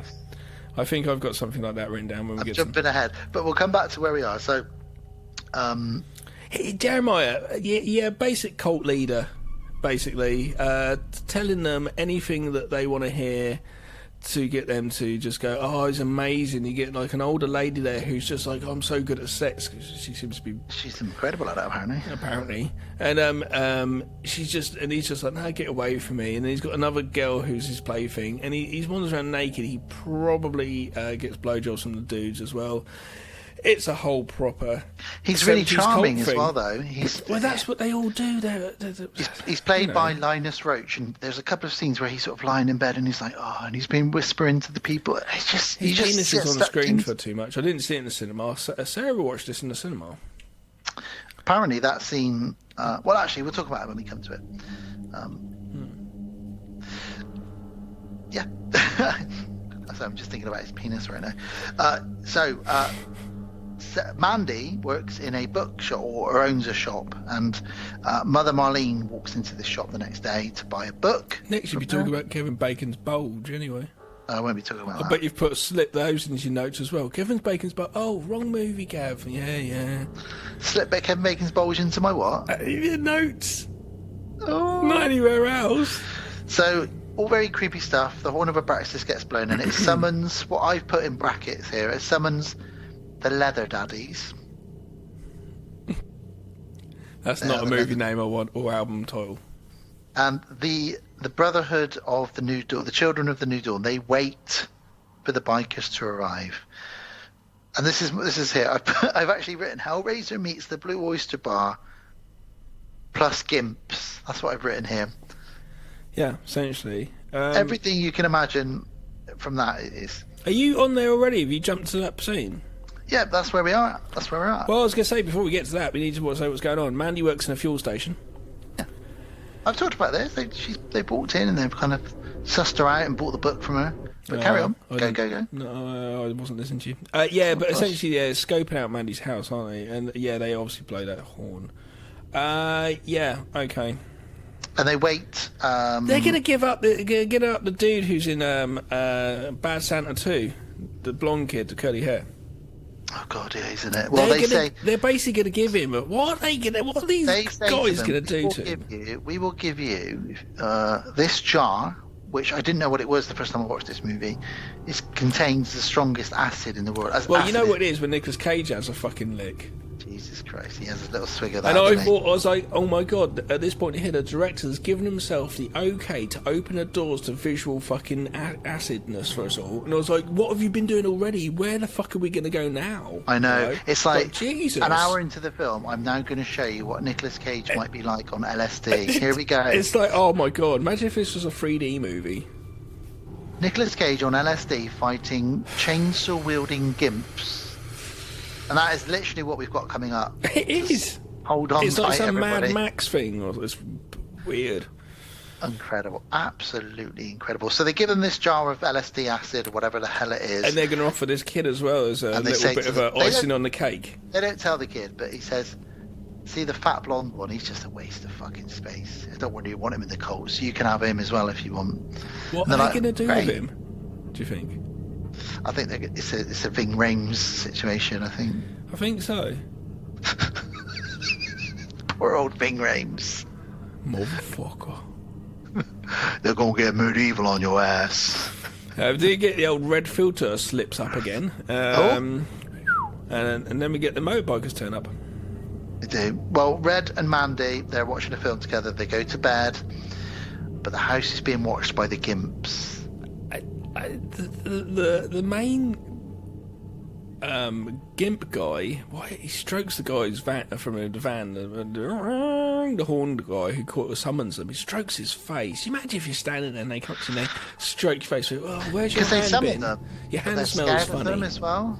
They're scared of them as well when they show up. As you fucking should be. Because we find out that these guys were just like these guinea pigs to like this crazy amount of acid, and they've gone places. This is like me not wanting to do any chemical drugs. I think if I open that fucking brain, I'm going places, and I end up like these guys. This should be a drug advert for children. Well, there's a Those guys are strobe bad effect drugs. coming in now. So as they enter the bedroom, this incredible scene of the strobing as the gimps walk in, and Red wakes up, he's knocked out instantly. And Yeah. It's. I think with the strobe is just really easily causing like the head. Imagine you're fast asleep, you wake up and you see these guys coming into your room. It's not just like a crackhead. And he's a big guy, you know. He's a Red. He's a logger, so he's got packing a bit of muscle. But it is really like the opening of a box in like a Hellraiser movie, where they all just sort of come out of the darkness at you. These creaturey type humans. yeah, and they knock him out. They knock out Red, and then we get a bag on the head of Mandy. And there's two women sort of chatting to her, and she's tied up and she's gagged, and they give her a slap. She's wearing the 44 t-shirt. They put drugs in her eye. They drop her eyes, then they go and get this like insect out to bite her. And What she is says that fucking insect? I don't know what it is, but it's. Cause I said Sarah was saying she didn't know. It's it could be like made up, presumably, and it gives obviously a bite, which is another.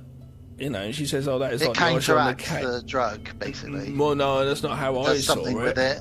Oh, I'd say it's another edge on top of Yeah, the well, edge. that's what. Sorry, that's what It's I not meant. counteract. Yeah. It's not giving it an counteracting. extra because she says I treat that as a cherry on the top or whatever. Yeah, she goes, I meaning can't have the it's cherry on the cake. meaning it's going to be like take us that extra peak, presumably. But she handles it all right because she gives Well, me shit in a bit. Mandy's a badass because She's pretty hardcore.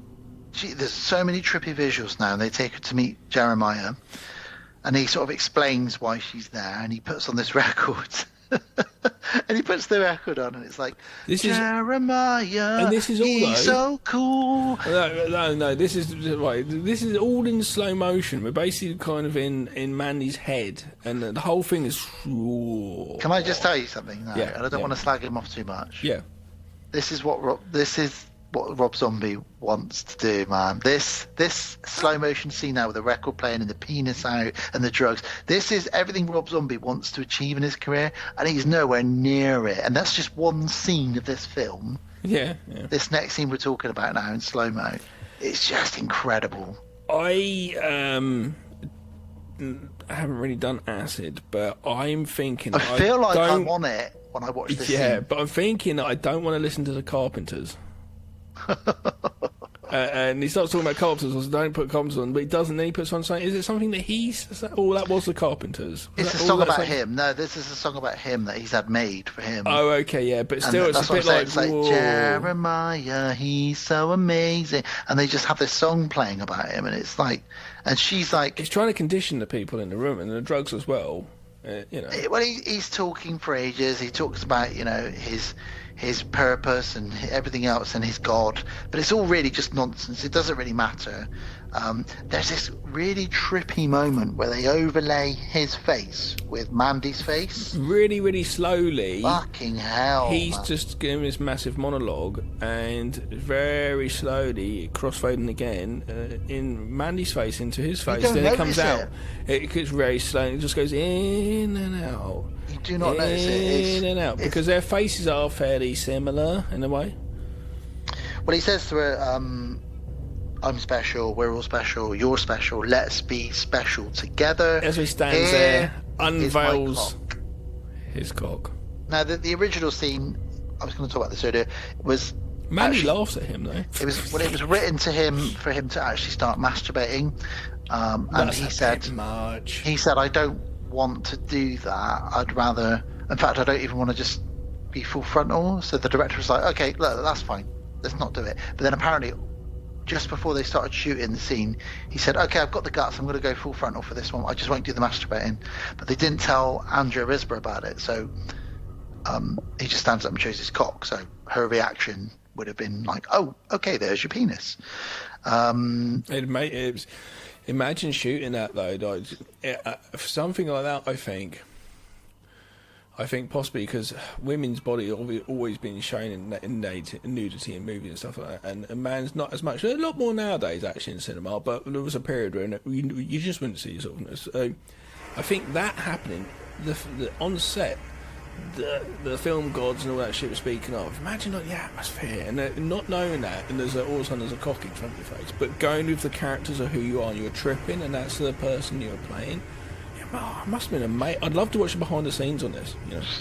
And what's brilliant here is, as you said, she starts laughing. So she's so, even under all this drugs and the insect bite and everything and the weird situation, he's so used to being in power of this cult and having them worship him, literally worship his cock. And then she just looks at him naked. So he does start to jerk off. Any person is no more vulnerable than when they're completely stood naked. So he stood naked in front of this woman, expecting her to drop to her knees and do whatever and worship him. Instead, she just goes... Well, just before he laughs, because I thought at first he was jerking off over her laughing, because we cut to a shot of upwards from his sort of chest upwards from a lower angle, and his arms there, and you can hear the sound. So it wasn't actually like doing it like we were speaking of a moment ago. But that's what he's doing. It's implied what he's doing, and it's just as she starts laughing, I was like, oh my god, is he laughing about her? Is he wanking over her laughing? I was like, that's pretty weird. But no, as soon as she starts laughing, he stops. And he's like, what the fuck? And like you say, he's just like, whoa. He shouts at everybody in the room and says, don't fucking look at me. Nobody look at me. And it's just like, right. So they all look away like, oh shit. And it's because all of a sudden there, he doesn't normally have, like you say, a loss of power. And then he's lost the power.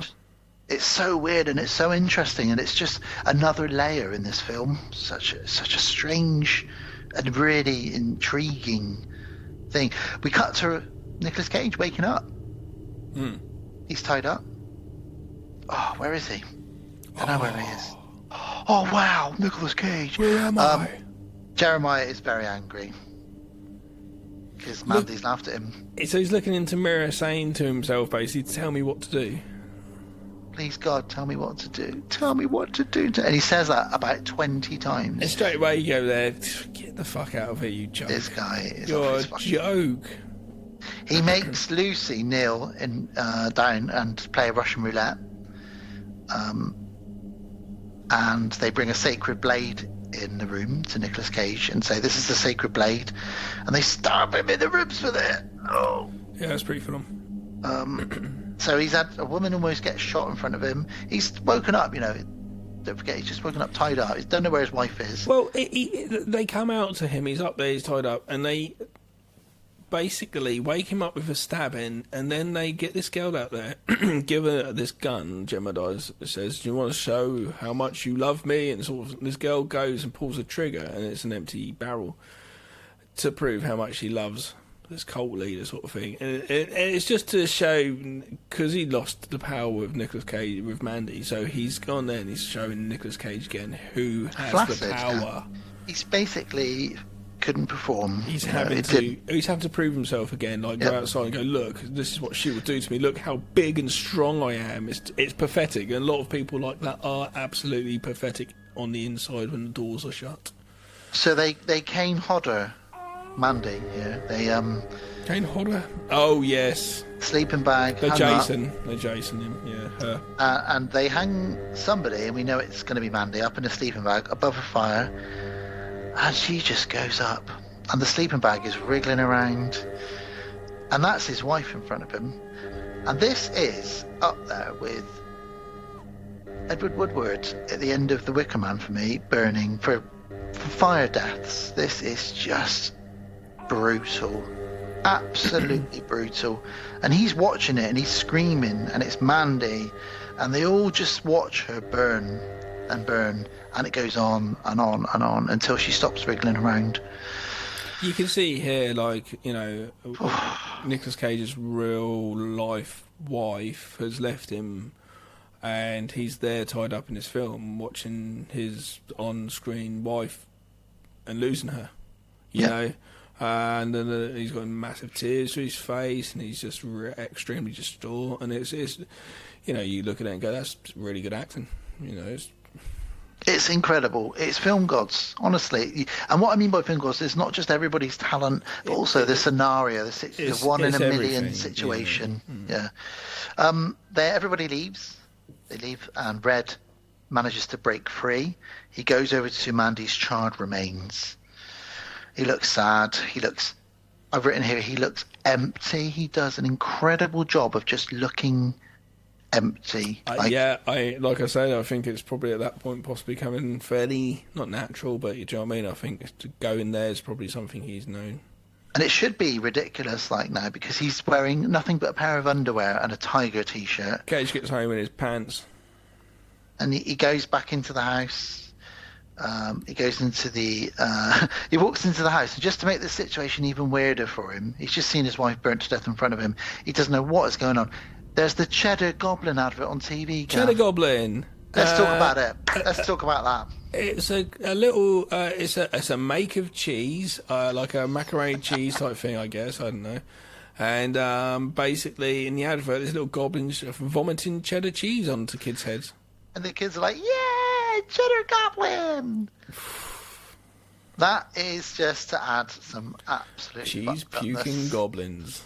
So he has a little lie down. Later on, though, when he goes to Duke's house, in the background on the shelf, there's a packet of Cheddar Goblin, I noticed. There is indeed. Yeah. There is indeed. He has a lie down now, as I would as well. And we have a couple of periods where he lies down and sleeps, and this is where we have cartoons pop into his dreams cartoons. Yeah. He dreams of Mandy melting and sort of all these weird anime. It's a little bit light, but not as good as the bit in Beavis and Butthead Do America where they take drugs and they have that crazy it's weird Rob Zombie animated that. Yeah, best thing Rob Zombie's ever done. And then he wakes up and he goes in the bathroom and he pulls out his secret bottle of vodka that he's had hidden in the bathroom, and he just you got this bathroom, it's very kind of mid-70s kind of, and the camera just pretty much sits back in this square room, just sits back. It's just let the camera roll. Okay, and action, Nicolas Cage. And he pounds back. Now, it's probably not real vodka, but he downs like a bottle that's like 80% full, necks the whole thing. I don't know. Do you know, with him, like, if he might have been like, look, guys, I can probably only get 1 or 2 takes before I'm fucking drunk. But it's the end of the day. If you want to do that, let's fucking do it. I wouldn't be surprised.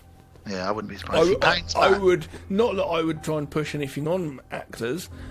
I would possibly go on, maybe you should do that. That'd be good. Yeah. Well, he does it. He does the whole bottle of vodka, and then he just does this crazy scream He slash lets loose. cry. He lets loose. And he's angry, he's sad, he's confused, he's just in pain, and it's incredible. And then he goes to visit Carruthers. We can't actually. It's kind of like, what do we say about this scene? You need to watch this scene of Nicolas Cage just screaming and crying. I could tell you it's Nicolas Cage screaming and crying, but he won't do anything. Screaming and crying? Screaming. You said screaming. The thing is that scene is nothing unless you've seen the 45 minutes or so of the love and the relationship that he's had with Mandy, and the brutal way that she was treated and that he saw it. Then you get why that scene is happening. Yeah. So he goes to visit Carruthers, as played by Bill Duke. Bill Duke. I've gone for the Reaper. The Reaper is a crossbow. Badass crossbow. And he says to him, you going hunting? He says, yeah. What you hunting? Jesus freaks. Crazy fucking evil. Just crazy evil. That sounds good. That sounded good. Yeah. It's just like, what? I can't explain to you, Bill Duke, what I'm hunting. It's Jesus freaks and crazy evil. Okay? And this is where he kind of explains. Duke kind of explains that the gang were given this like special batch of LSD, and it made them who they are now. Yeah, and he says there was a gang called the Black Skulls who created an LSD or an acid so strong, and they gave it to the Gimp daddies, and they've been living on another planet ever since. And then the same with the cult. The cult, they've all been living on another planet ever since. Yeah. They don't know what's real and what isn't. Yeah. So he said to be careful with these guys. And he also says to him, I've got some other toys for you if you fancy it. And Red says, I was hoping you'd say something like that. I like it. Bill Duke's like, he's quite old at that point, sitting Just in his living in a caravan. He's quite like, you need to go kill that. I've got some fucking... He doesn't care anymore. Let me help you kill lots of things, these creatures. Here you go. There's something to be said. If you know a guy that lives in the woods in a caravan, he's going to help you out. Yeah, of weapons. Yeah. Like the guy in Bad Moon, living in a silver caravan. Oh no. Well, don't go knock on his door. You spoiled it. Oh! You just spoiled it. Well. So yeah. Red, he says to Red, this is where you need to go. That even tells him where to go to find them. Next shot, it's like Conan the Barbarian, because we got Nicolas Cage crafting a weapon. Forging a weapon. Yes. Out of iron. It's so metal. And this apparently is it's part of a logo of a rock band that they really liked. Can't remember the name of the band though. So this weapon it looks like there's a weapon that Buffy the Vampire Slayer uses in season 1 or 2, or it might be later than that. It looks like something straight out of an 80s fucking... It's like a sword crossed album. with an axe, crossed with a spike, crossed with a spear. It should be a guitar as well, do you know what I mean? It should also be a guitar. It's like the gun in Beverly Hills Cop 3 that's also got a toaster and everything built in. It's just everything. I don't know if you know, I can't remember the name. I got stuck at one point and I never fucking finished it. It was one Christmas I played it. I used to back in the day around Christmas, get into a computer game. There's one with Jack Black as the lead, and it's a real heavy metal game. And you go along in this world of real crazy world, like another world. It just makes me think of that for some reason. Can't remember. Jesus it's Christ. a really cool game though. Not Tenacious D or anything like that, is it? No, it was Jack Black, and he played the character, and it's the proper metal, like some other world, like some other planet, and you're just going along in a car or running along with doing stuff. I'm sure the people are listening though, but. Well, it's 1 hour and 15 minutes into the movie, and we get the title card Mandy come up now. We have our reason. Yeah, and it's like weeds growing. The name comes up and just grows out of it so much you can't even see the name anymore. And he's consumed. He knows he needs to take vengeance and revenge for Mandy. Meaning that she's dead in the ground? I don't know. Okay. I just think it means it's consuming him. The weeds are growing over him. Do you know what I mean? Like he is just now all about Mandy and revenge. Or it doesn't mean anything. It just looks kind of weird. It could mean nothing. Yeah, that's what I'm saying. Yeah. Either way, he gets in his car and he drives through that forest at night time. Love this bit. Camera person. It's just basically camera person, Nicolas Cage. Come on, let's go in the car. Drive through the woods. We're gonna have a light just like fucking shooting out everywhere, and just going through, and just a wide angle. Just in the back seats, so you can kind of see both the front seats in Nicolas Cage, and just the massive landscapes he's driving through. I don't know how they make everything look so great in this. It's just like, even that's so good. Yeah, it looks great. It's just it's the cameraman sitting in the back of a big wide lens. It's nothing just special. Nicolas Cage driving through a forest at night, but it looks really good. It's so good, yeah. He manages to shoot one of the leather daddies, doesn't he? It's a leather daddies. One of the blue oyster leather daddies. I'm going to tell Jack when he's a little bit older, when you're out of the room, that you'll sometimes like to be known as leather daddy. Oh God, he's going to be like, leather daddy. Can I daddy? call you leather daddy? I'll be like, absolutely fucking not, mate. Nursery, Daddy likes to call me. Let me call him leather daddy. Jesus Christ! Now he shoots this one leather daddy. And then he runs into him. Leather daddy, yeah. He runs him over, but he flips the car, Nicolas Cage, doesn't he? And then we get another cartoon dream briefly. Why leather daddy? Why daddy? Because it's like a term in like the S&M sort of gay. I don't understand the daddy thing, because you don't really want your daddies. Why are you saying that? Some people do. I had a friend who was having sex with a sex worker in London. And she was crazy, from what I heard. And she would call him daddy, and she's a bit younger than him as well. And I was like, that's weird. It is weird. That's just weird. Well, Nicolas Cage just flips his car. He has another dream about cartoons and Mandy and everything. And he wakes up, Cav, just when we think he's on top of the situation. Unfortunately, he wakes up tied to a radiator. Luckily, one of his hands is free. Oh, no, it's not. It's nailed to the floor, his other hand. Oh, that's going to hurt. Yeah. And a gimp walks in. A Hellraiser gimp daddy walks in and slaps him and hits him. I can't understand any of these gimps when they talk. It's like Bane again in Batman, isn't it? I sound like Scooby. The gimp hits him and he cries at this point. Nicolas Cage just cries. Then we find out it's an act because he breaks the pipe, smacks the leather daddy, throws him down this pit which seems to go down to the bowels of the earth. Just right next to them is this. I remember the first time because I remember watching this the other night.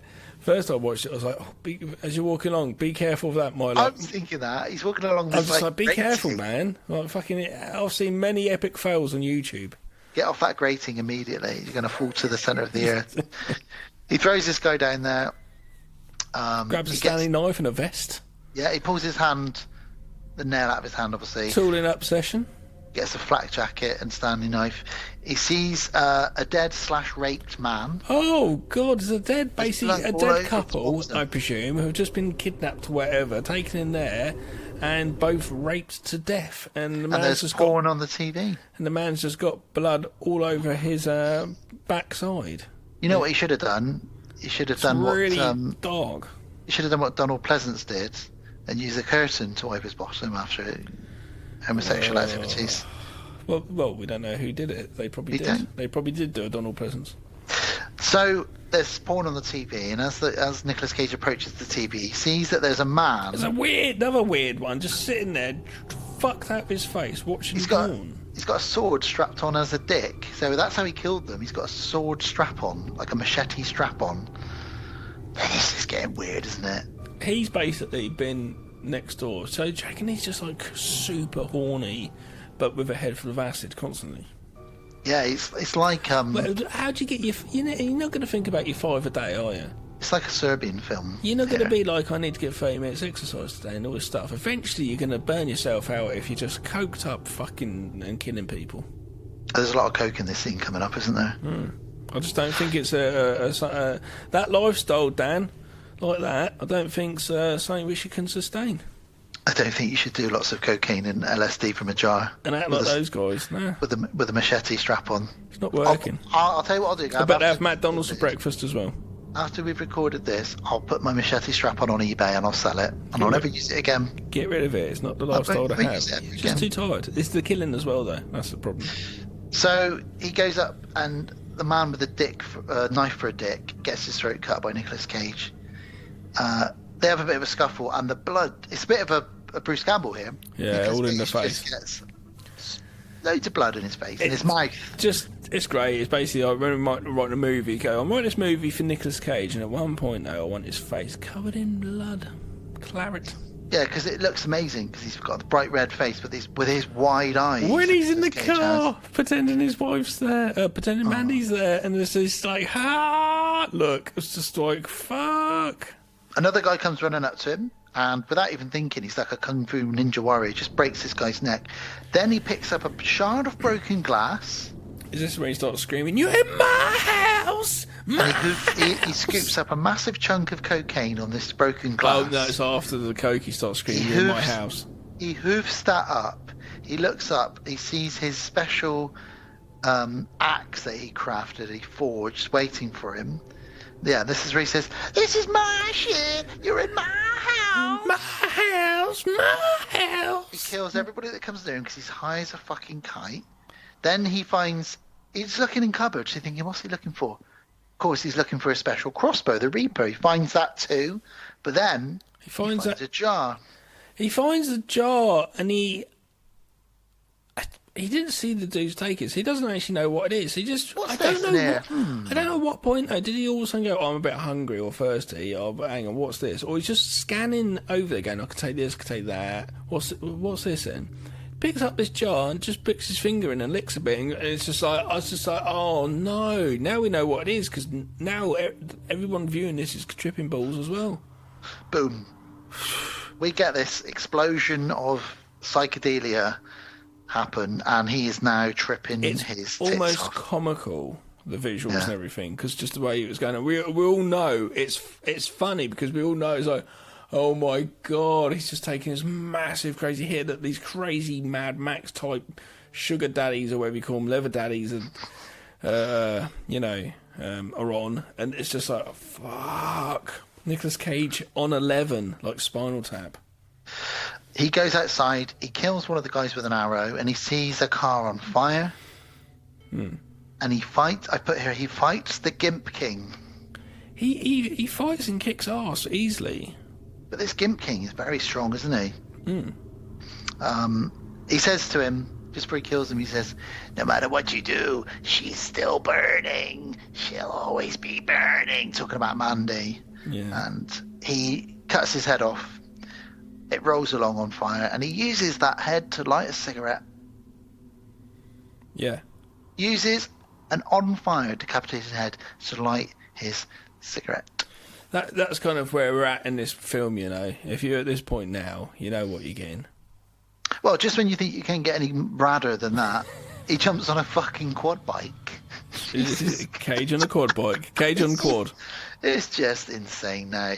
And he arrives at the cult bunker / church, whatever the hell it is, where they are making acid tabs. And this is a dude who he finds, Richard Brake, just there, just making acid with no gloves. He's called the chemist. So he's just dripping it. So this is all liquid acid. Obviously, you're putting your plotting paper, whatever it is, in it, and just letting it soak around. And he's not wearing gloves. You're like, no, you crazy motherfucker. And as if this couldn't get any weirder, they've got a pet, haven't they, Gav, in this factory? It's a tiger. Yeah, Richard Brake was in the script. It was a lizard. Then when he turned up on set, they're like, it's a tiger. Lizzie. It's fine, because there's no point when Richard Brake's with the tiger. He said, well, it was called Lizzie, so they assumed it would be a lizard, but yeah, they decided last minute they replaced it with a tiger. This is where it becomes almost like a Japanese manga type film, and I'll explain why in a moment. So the chemist opens the cage. He says to Nicolas Cage, like, this is where you need to go. You need to go north. That's where these guys are. Nicolas Cage, he doesn't kill the chemist, does he? No. He lets him go. But then we get this amazing moment, because the tiger's out and about on its own now. It roars up against the moon. Yeah. And it's just this music playing and a tiger growling at the moon, and it's just like, what am I? Is this a manga film? What am I even watching now? It's just epic. His quad gets stuck. Oh, fucking quad bike stuck in the mud. There's a cartoon of naked Mandy taking like a green light out of a dying monster. Yeah, don't really get that. No, I can't give you anything for that. I don't understand what that is. I think maybe getting to the heart of the enemy. I don't know. I'm putting shit out my arse. He wakes up though, doesn't he? Not literally. Yeah. He hears a chainsaw in the distance. I love that high up shot when he's looking over the mountain bit of Nicolas Cage. The camera's behind him and it goes right over. Remember that bit? I do, and he thinks to himself, I know chainsaws. I'm going to wait until night time here. So he does, and he waits patiently till night time. And he goes down to the church, the temple, and he kills Brother Swan. You see, it's the old dude who blew the horn. He kills him, doesn't he? And the young girl's with him, the young lady. Lucy. And she sheds a bit of a tear, and then Cage just goes, I'm not going to kill you, and just walks off. Yeah. Fuck it. Lucy in the Sky with Diamonds. Lucy gets to live. Is that why do you think she's called Lucy? No, that's probably not the reason. Probably not. He finds Brother, what's his name? Brother Hanker, is it? It's the kid from earlier when they were waiting for the motorbike gang. Comically, another comical bit of this movie, just going up and down with the electric windows of the van. Looking out and going, and just keeps going and going. At no point the other guy's just been killed, says anything to him, but you expect him to, and it's very comical. But this kid's he's got a bit of a mullet, he seems a bit... He doesn't seem completely all there, does he? We should probably quickly talk about how he killed before that guy, the other guy, by putting the spike into his mouth and then really ramming it into the tree behind him. Then pushing it further, Really great. While the other young lady, she watched and then cried.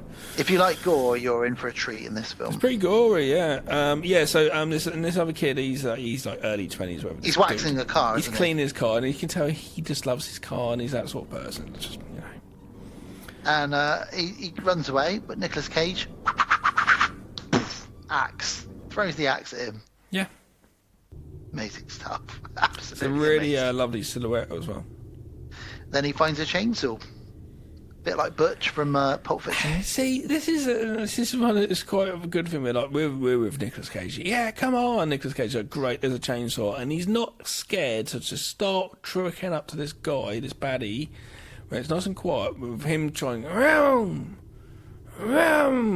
pull it, because he's not bothered to say it, because he knows any second he's going to get his chainsaw going, and this guy's going to go, oh no, I'm scared. It's not what happens. Yeah. What happens then? Well, he can't start the chainsaw for fucking ages, and the other guy's got a chainsaw. And can you describe the other chainsaw? He's got a chainsaw. He pulls. It's again almost comical. It's behind the camera. We can't see it, can we? Behind the van. In feet. How long is Nicolas Cage's chainsaw initially? In feet. I would say in feet. About 2 feet. That's probably about 1 foot and a half. Over 1.5, probably 145. Something like that. And then this other guy, his chainsaw, 5 foot long. No, I'd probably go close to 6. It is insane. No, 6 is... It's probably about 5 foot, yeah. It's crazy. Absolutely insane. It's a chainsaw. Like, what? He starts pulling it out. When's this going to stop? Oh, still going. Keeps going. Still going. Still going. And we get a chainsaw duel. But to be fair, this is why you have a sawn-off shotgun rather than a big shotgun. You can turn it quicker. Yeah. That's exactly the reason. So Red knows he's handy with the chainsaw, and he takes on this guy with a giant chainsaw. True, never thought about that. Yeah, use it all the time with work. Yeah, he knows what he's doing. He's quick at turning with it, and so he does. And he knocks the long saw out the dude's hands eventually. You got to watch this, guys. Like me and Dan can't fucking give this. We can't. Look at how we can talk about Mandy. Do you know what I mean? The visual flair and the greatness of this film. You got to watch it if you haven't seen it. They get is it Nicolas Cage that grabs the chain, swings it around, and his chainsaw's also knocked out of his hands, and just grabs a chain, and it just wraps around the guy's neck, and then he pulls him over, pulls him onto his onto the chainsaw, big chainsaw. So he's defeated the almost the big boss. Amazing triangular shot of a church with him walking away. Reminds me of like things like the Void and things like that when you see this crazy shot. I love triangles. Great. I just in films, I love the symbol. Whatever it is, I think triangles look so good. I get boners over triangles. Wow. Fucking hell.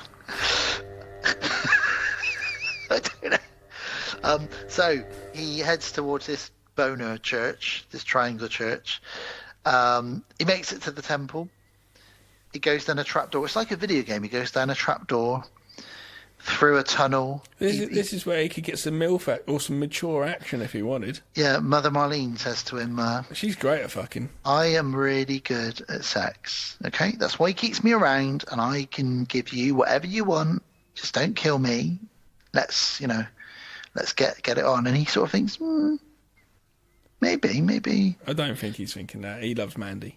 He does. He's not thinking about sex with anyone else. Well, we cut to Jeremiah in the main room, so it's like the final level of the video game. And all of a sudden, this head just comes flying into the room, and it's Mother Marlena's head. Yeah. So she did give some head, in a different way though. Yep. And he says, "You can't harm me," and he gives this massive speech about God and his God, and it's just a load of nonsense. He talks shit to him, and I think Cage is exhausted, and probably and's probably listening to as much as we are as an audience at this point. You know, this guy's full of shit. We don't care about you. Everyone here, the audience as well as Nicolas Cage, knows you're going to die in a moment. Yeah, because I'm sure that there's a lot of stuff in this speech and the writing that really means something, but on my fifth watch of this movie I might pick up on that, but at this point I'm just looking at this guy thinking you're gonna die. As soon as he gets grabbed he still, oh please don't hurt me, and it's just he says, straight away he says to him, this is all part of your journey, can't you see that? He's kind of scared, but also not. He's doing what he knows. The only thing he knows as a cult leader is telling people what they want to hear, saying to him, trying to quickly change what the scenario is and change it to on his terms. No, this was my plan. And it fucking wasn't your plan. But that's what he's doing as a pathetic cult leader. That's like paedophiles. He realises that none of that's working, so he offers to suck Nicolas Cage's dick. Yeah. And then says, please, I'll blow you. And then he says, he sort of realises that isn't going to work, so he flips back again. But by this point, Nicolas Cage grabs him and says, I'm your god now. Yeah. And he pops his eyeballs out. He does indeed. Then he sets the whole place on fire, starting with Jeremiah, of course. Walks out. We got this incredible image. You must have had a right old boner here, of the triangular temple on fire as Nicolas Cage walks away, not even looking over his shoulder. It was good. And it all starts collapsing in on itself. And then lots of basically shots of him and Mandy falling in love. Yep. He gets in his car, he sees Mandy. Which is quite sad, really, and sweet at the same time. All these weird visions of her, but he's covered in blood, like Carrie at the end of Carrie. Yeah, that's a bit where he thinks she's in the car and just smiles to her like, look, we're on honeymoon, or we're going on holiday, Yeah. And then he drives off as we see two planets. Which I'm assuming is like him imagining him and Mandy as planets somewhere up there, colliding or not colliding. Who knows? It's all psychological. At my point, psychedelic. At my point, I said they look up to multiple planets in the sky. At this point, you don't ask why. No, you don't. It's like the end of Grease. You don't ask why they fly off in the car. You just know that they do. Do they? They fly off in the car together into space. Man, I don't know. I might have seen it once. Couple of songs are kind of alright in a weird way. That is Mandy. That is your cosmic rock and roll horror. Right, cosmic rock and roll motherfucking horror. Wow. Well, it's safe to say, it's a thumbs up from both of us. It's safe to say we love this film. I think I'm going to go on record as saying it's my favourite Nicolas Cage film of all time. Okay. It's not an easy watch if you're not a horror fan or you're not into psychedelic weirdness. If you want something that's just quite straightforward, this isn't for you. But if you're in the right mood, or you're drunk, or you're high, or both, or you're not, and you're just into horror, or you want to see some really crazy visuals and sounds, and throwing Nicolas Cage into the mix, you won't get much like this. This was an 8 out of 10 for me on my first ever watch. This is my second watch. I said to Gav off air, I actually ended up buying it. I'm happy I did. And it's now a 9 out of 10 on IMDb from me. It is phenomenal. And it may well end up someday going to a 10. Right now, I've only seen it twice. It's a 9. I need to watch it many, many more times and get much, much more out of it. Many layers and many more things.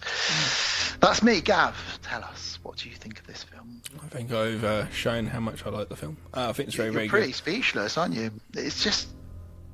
yeah, it's a really, really good film. Like I said, we can't describe it. You need to watch it. It's the visuals which is what makes it there's a lot of many layers. Good films have many layers of good layers, and that's one of them. And just us talking about it just doesn't give it any fucking anything. Great movie. Just got to go check it out. I'd probably give it 8 out of 10. Yeah, go check it out if you've not seen this film, and I hope we sold it to you. But do know that going into this is kind of almost weird psychedelic 80s rock and roll cosmic horror movie. some very brutal elements in it. Type, yeah. The way that Mandy is killed is not easy to watch, and there's some horrible gore in it. But it's a revenge. It becomes a revenge movie, and those are sometimes the most fun films. Cosmic sometimes revenge film too. Cosmic rock and roll revenge horror. Cosmic rock and roll revenge horror. That's how we describe it. All right then. Well, I can hear and see a very impatient Mr. Bill Murray. All right, Bill. What you? Okay. Yeah, he's happy with it. He's pretending it's LSD, but it's actually just whiskey he's got for us in the jar. Okay. Very funny. He's just getting worse, isn't he? Yeah. I'm not sure how much we can do this. I don't know. I think we might have to... Can we replace him? Don't say it too loud. Well, Dan Aykroyd has been texting me. Oh, that would really fucking Bill Murray up, though. He said he'll hook us up with some of that Skull vodka that he's got. So. Well, I don't drink, though. Yeah, but I do. All right, cool. Let's get out of here and come back for a bit of Bill. Give us what we want. Give us what we want, Bill. Hi, welcome back to World of the Strange.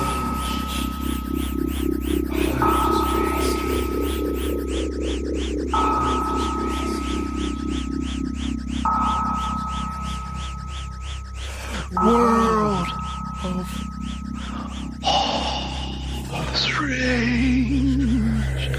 Strange World. Thank you, Bill Murray, as always, for your intro. We're mainly going to be talking about Nicolas Cage. However, hot off the press, just been having a cheeky cigarette in the garden with my wife. That is you I can hear. What's that? What is that noise? I heard that then.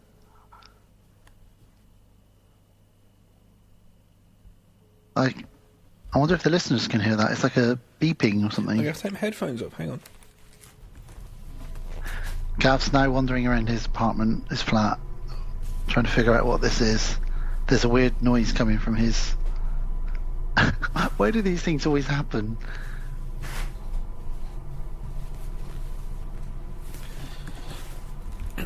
There we go.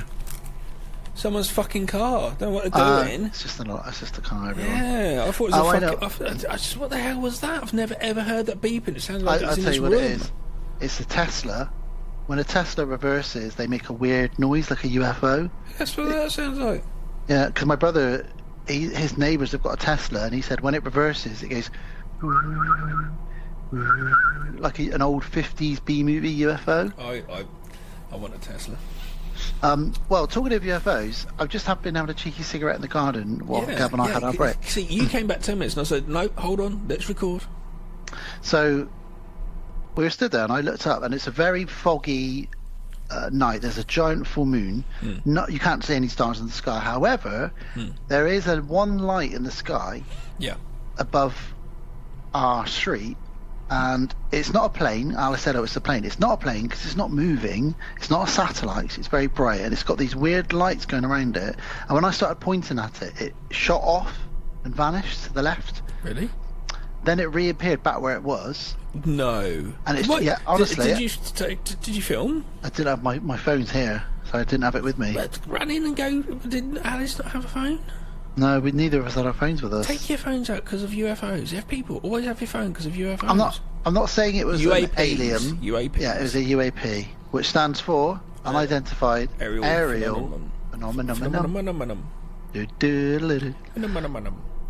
Anyway, I don't know what that was, but we're here to talk about Nicolas Cage because that's hang on. Let's just bypass that. So swiftly. What? I don't know what it was, honestly. So it was just a weird light in the sky. It darted to the left when I pointed at it. Might have been a drone or something. I don't know. Sexy. It's drone. just like I don't know. But anyway, anyway, have you heard about the sexy drones? Tell me about them.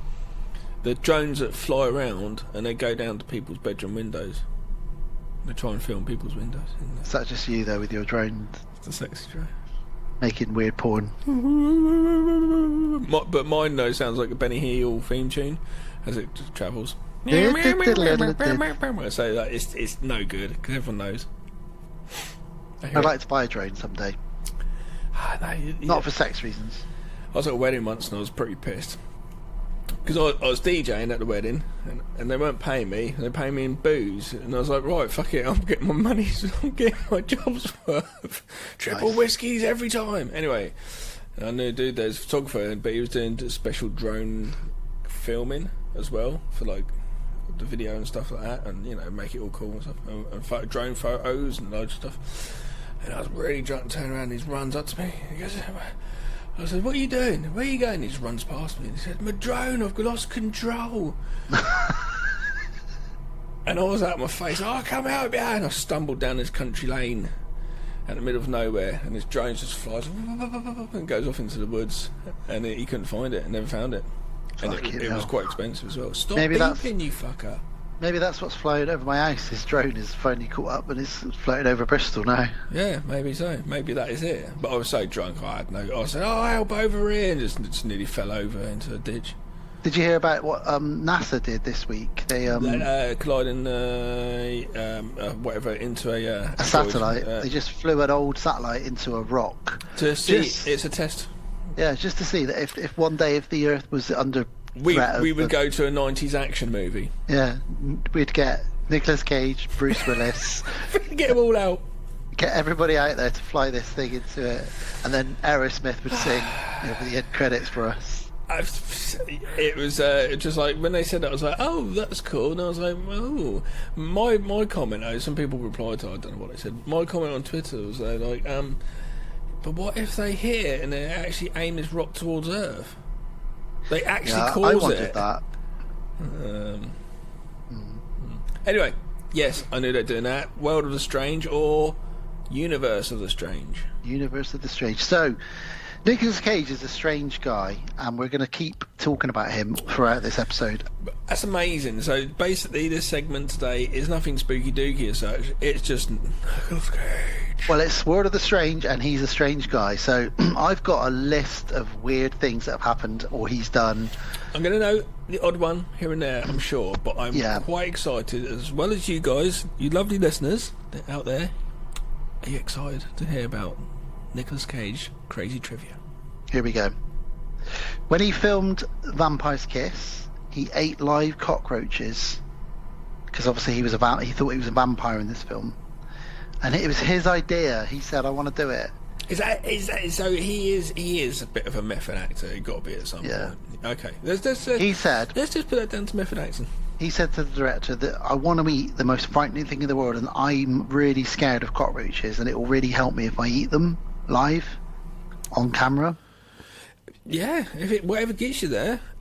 Should we play a game? Should I see if I can debunk if he's crazy or not through each one? If you want. I don't think that's crazy. I think that's method acting. Number 2.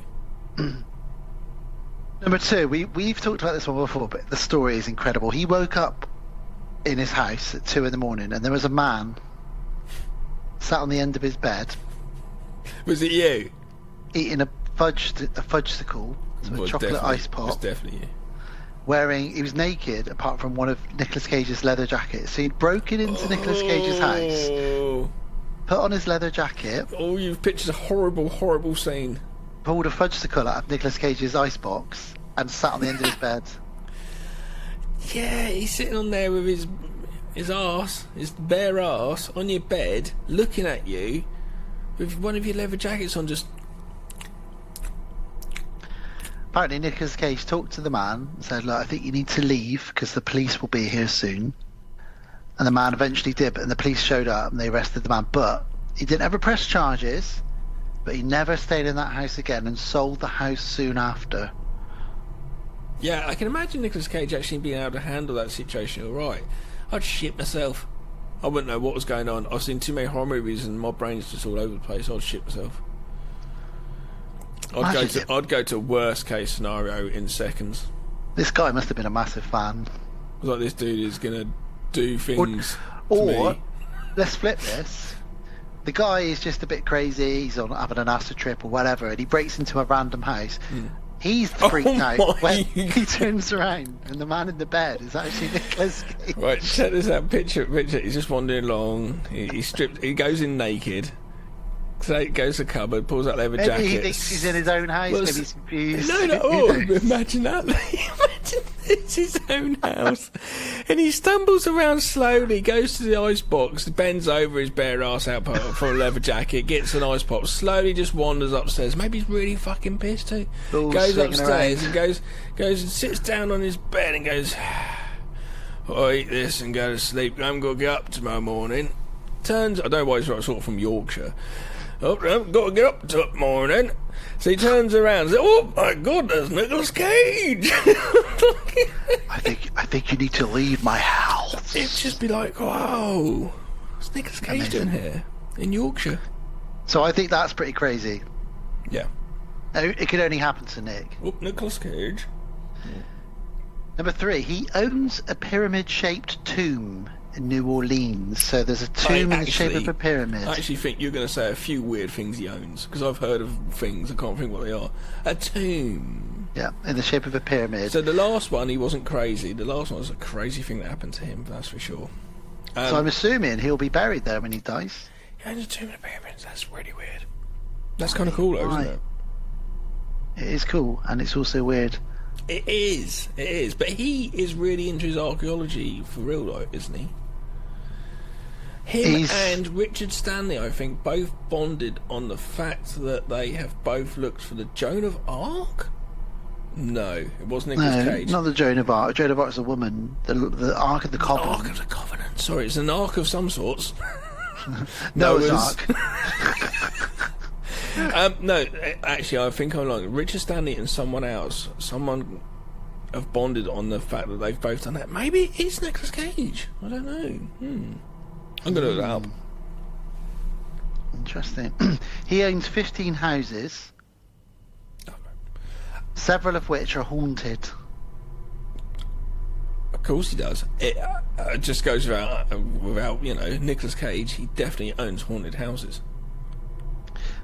Some of them are counted as the most haunted houses in America. He looks out, goes out and buys them. He said he did it for inspiration to write a book. That's why he bought some of these houses. He tried to buy, it's rumoured, Dracula's castle in Romania.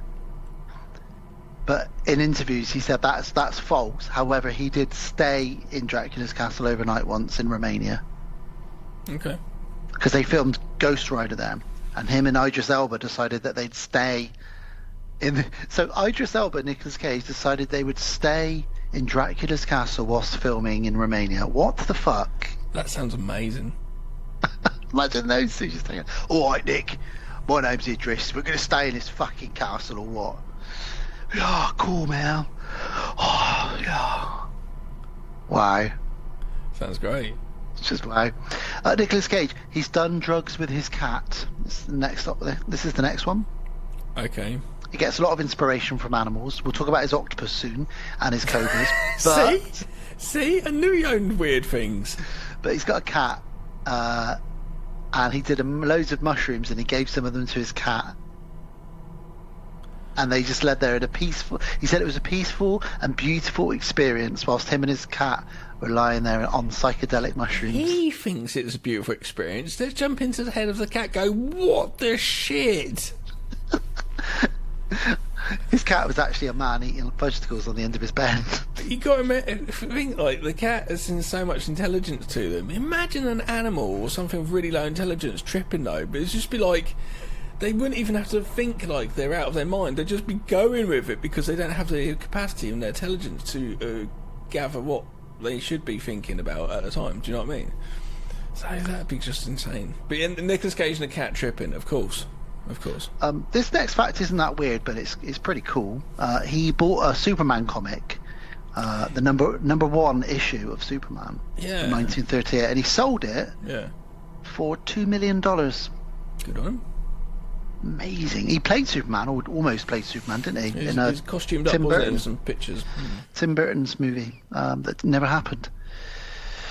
There we go. He is one of the few people that's been allowed into Graceland's restricted areas because he married Lisa Marie Presley. Weirdly, he married someone who then went on to marry Michael Jackson. So there's a woman out there that's been married to both Michael Jackson and Nicolas Cage. Who else has she been married to? Isn't that weird? I don't know. I don't want to know.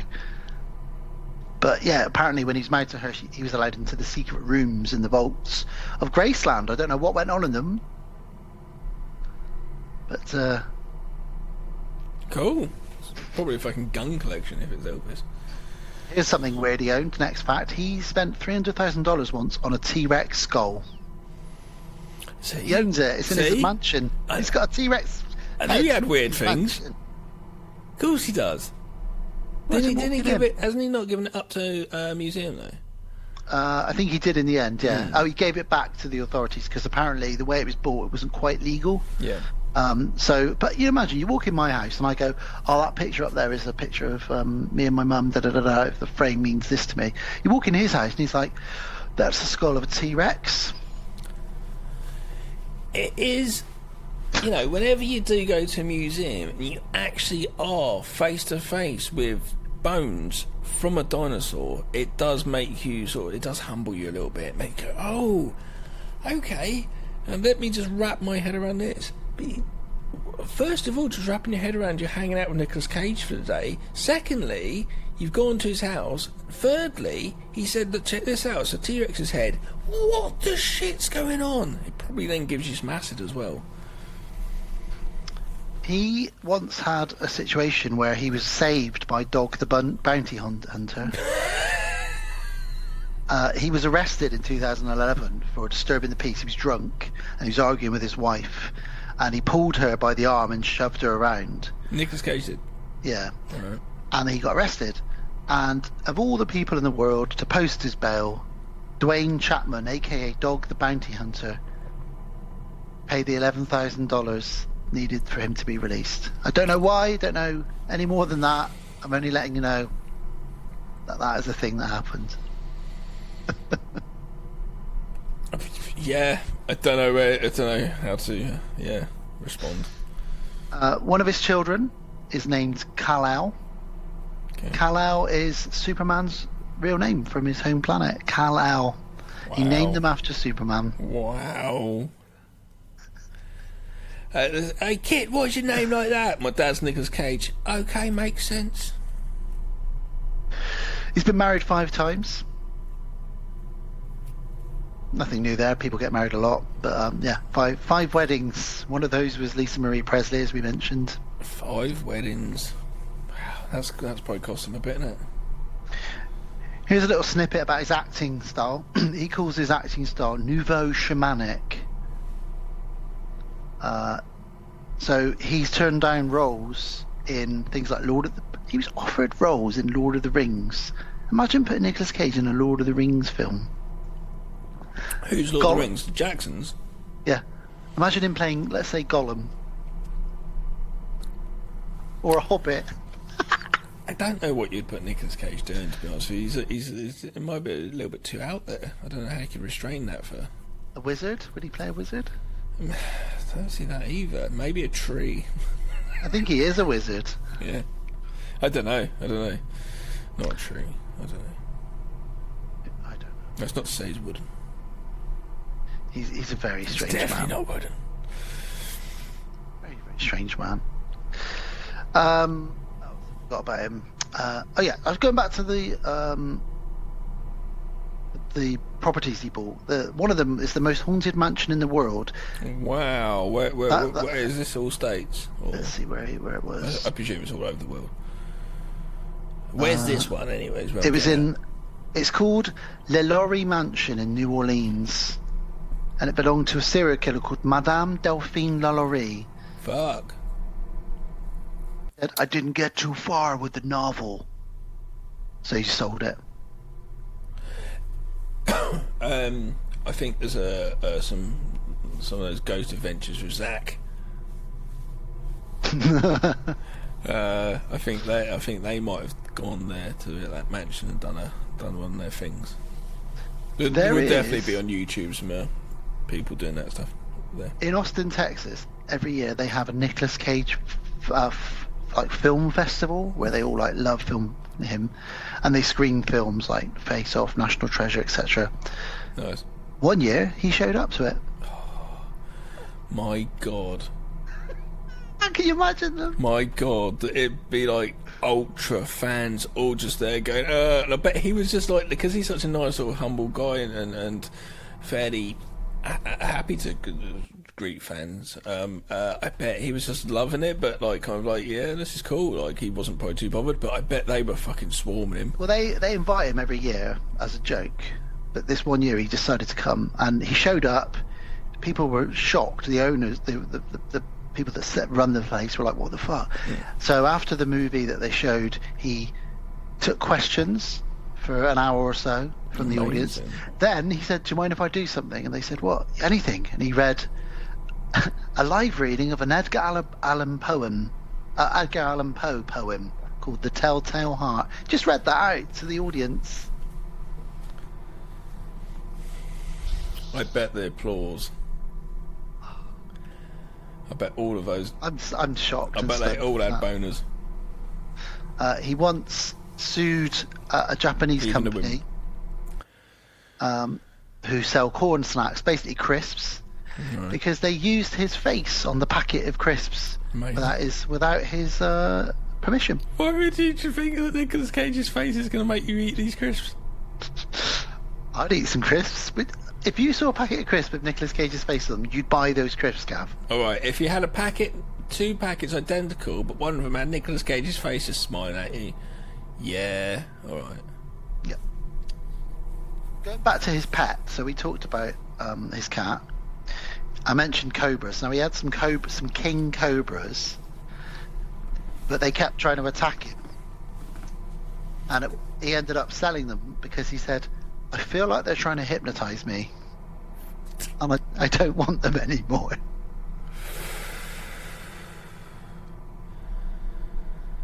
Is he just like, what should I do today? I'm just going to this morning get my cup of coffee and go hang out with the snakes. Sit down, cross legs, and after a while be like, they're trying to fucking hypnotise me. Nope, not having it. And gets out and just walks out the room like, what is going on? Honestly. He chooses the food he eats, the meat he eats, based on how animals have sex. He doesn't eat pork because he says pigs have dirty sex. But they pretty much do doggy style, essentially, because that's all they can do. But he says, I eat fish and poultry because fish and birds mate respectably. That's just weird. Oh God! It's like some really weird hygiene thing or something. It's just like, it's weird. So he doesn't eat anything which does it like doggy. No. That's a lot of animals. I know. I suppose not all of them you eat, but his number one goal in his career is to do a musical. He's waiting for somebody Let's do a musical with him. To put him in a musical. You hate musicals. With Nicolas Cage, I'll do it. I'm Nicolas Cage. Nicolas Cage and Corey Feldman in a musical together. Unfortunately, I'm calling it a flop already. because of Corey Feldman. I think that would really just make it go, ooh, that's weird. That makes me think that. They've got something in common. Nicolas Cage was married to somebody who married Michael Jackson, and Corey Feldman thinks he's Michael Jackson. Okay, I'm going to call it Big Hula Burger, and it's going to be the restaurant, and those two work at the restaurant, and that's what the play's about. When he was getting ready to shoot Bringing Out the Dead, as we know, he worked as a paramedic. Scorsese. He rode around for weeks in an ambulance. As De Niro getting a job as a taxi driver. However, one night, he actually saved someone's life for real. See, the many layers of Nicolas Cage. He saved... Imagine you have been mugged and beaten, and you wake up in the back of an ambulance, and Nicolas Cage is there going, "You're gonna make it! You're gonna make it!" It's basically the same scenario with the popsicle leather bum shown guy, really, isn't it? Just like, what's going on? You know, yeah, just waking up really ill. Like, is that Nicolas Cage? I think you give me too many drugs. Is that Nicolas Cage? Seriously, can you come here? Is that Nicolas Cage? Yeah, absolutely. Oh, I've just found out some more information on Lord of the Rings. Apparently it was Aragorn that they wanted him to play. Really? But he said he turned it down because he said, "I don't want to spend 3 years in New Zealand away from my home." And it's not... Yeah. Really? So he could have done it? He could have done it. When he had an argument with Lisa Marie Presley, she threw her engagement ring off of his yacht, which was worth $100,000. It was a very rare antique. Fucking people with too much money. And he paid some divers to spend weeks, and they never found it. Oh my god! What planet do you live on when you're annoyed with someone and you're having an argument and a ring that costs that much? You just go, "Well, this'll show you, won't it?" and throw it in the water. What planet do you live on? Honestly, I don't care if you're... And then Nicolas Cage, imagine being a diver in the local area and you get a phone call. Hi. Oh, hi. Can you go out to the ocean and find a fucking ring? Yeah, alright, how much... Yeah, give us the money. You've got loads of money because you don't care. Just... You've heard this one before, but there's a rumour that he is a vampire in real life. Nicolas Cage, in that scenario just makes me confirm this world is a simulation. Absolutely, do you know what I mean? What a ridiculousness. Just that, throwing a ring like that in and then just paying divers to go look in the ocean for a fucking ring. What's the chance of that? So much like Keanu Reeves and a few other actors out there, people believe that Nicolas Cage is a vampire and is immortal. And an antiques dealer once auctioned off proof of this. Somebody paid $1 million for this Civil War photo of a man who looks exactly like Nicolas Cage. You can Google it and find it. You don't need to pay $1 million for the actual photo. Again, who's so stupid with their money that they do that? Give it to people who are homeless. Like, honestly. I've got a photo of a guy. It looks like Nicolas Cage. We think it is, but it probably looks like him. $1 million? $1 million though. The person that sold it's like, twat. Right there. So it was actually the Holy Grail that he tried to find. Okay. He has spent many years travelling the globe. That's what him and Richard Stanley connected clues and trying to find the Holy Grail. Yep. He's concluded, he's made up a decision that the Holy Grail is actually just a metaphor, not a real object. So he's given up his search. Oh, I wonder what Richard Stanley's take is on it. Maybe the same. Interesting. He once spent millions to rehabilitate child soldiers as part of Amnesty International. So you know, in these countries, like these African countries, we get like these 10-year-old boys that are just given machine guns and told, you know, here's some heroin, now you're a soldier. Well, he spent $2 million rehabilitating a bunch of them, getting them back. Amazing. There you go. That's good. That's what I like to see him spend his money on. You know. And finally, he once had a pet octopus. Yeah, I want to see him spend his money on that too. And the octopus would sometimes tell him whether or not he should pick up the script or whether he should not do that movie. And so there was a period of time where he was taking career advice from his pet octopus. How? I don't know. Hold up 2 tentacles if you think I should do Face Off, and hold up 4 if you think I should be Aragorn in Lord of the Rings. 2, okay, I'm going to do Face Off. Great. It just astounds me. Just trying to picture that. Like, it has to be you choose that, or a tentacle and almost in the glass tank goes towards where the script is. That one, or I'll do that movie. Like, career advice. What drugs is he on at this point? My final fact from Nicolas Cage is about 5 or 6, maybe a bit longer years ago, in the same village that they shot Hot Fuzz in, which is Wells, Wells, Wells in Somerset. He showed up one New Year's Eve. They were having a party in the pub, and it was getting close to midnight. And they were about to lock the doors. All smashed. They're about to lock the doors and have a lock-in, what we call a lock-in in the UK, where you're only invited in by the landlord, and they lock the doors and no one else can come in. And you drink the bar dry and you have a great time. Just before this happened, he strolled on in to this pub in Somerset, in South. All sorts going on in lock-ins. Yeah. He's walked in. Can I join your lock-in? Because he's bought a place in southwest England, like a country mansion, and he spent the evening partying with all the locals in this pub. And I believe the reason he went to this pub specifically is because he was a fan of Hot Fuzz and wanted to see this pub. Amazing. Then realised they were having a party. And of course they said yes. We're not going to say no to Nicolas Cage joining your party on New Year's Eve. Oh, remember New Year's Eve 2015? Oh, is that the one with Nicolas Cage? Yeah, I do remember that one. It's a good one, wasn't it? But I'm saying, they all could be really pissed. Well, imagine saying Happy New Year. You turn around to give the person next to you a hug, and it's Nicolas Cage. Hey, mate, how you doing? Screaming I love at you him. in Face Off. All drunken English people screaming at him. That's my World of the Strange list. And that's World of the Strange today. That's very good. It's World of the Cage. World of the Cage. Cage of the Strange. Cage of the Strange, baby. I like that. Bill. Did you like that? Billy. I'm not sure if he believes some of those. Get us out of here.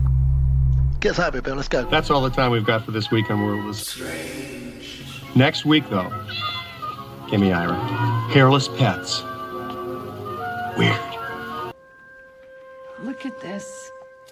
All those years in the big city, we finally got out. We're living the dream. Maybe it is a dream.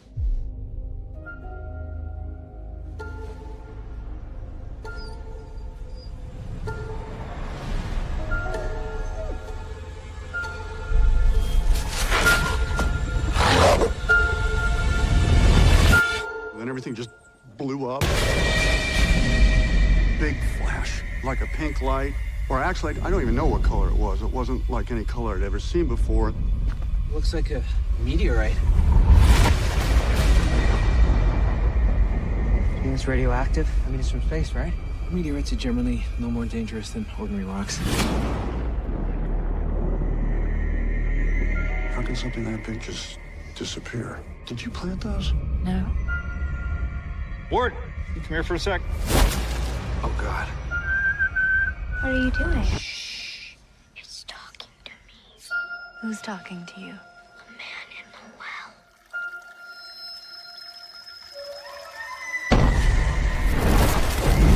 It's in the static, it's in the moisture.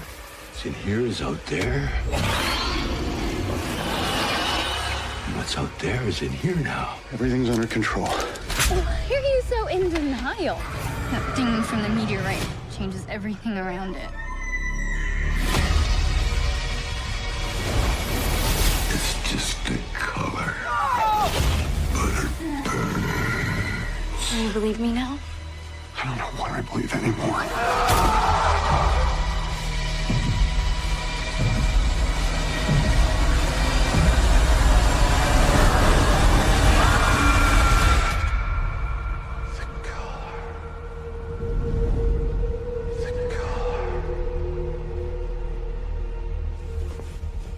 Everything's gonna be A-okay.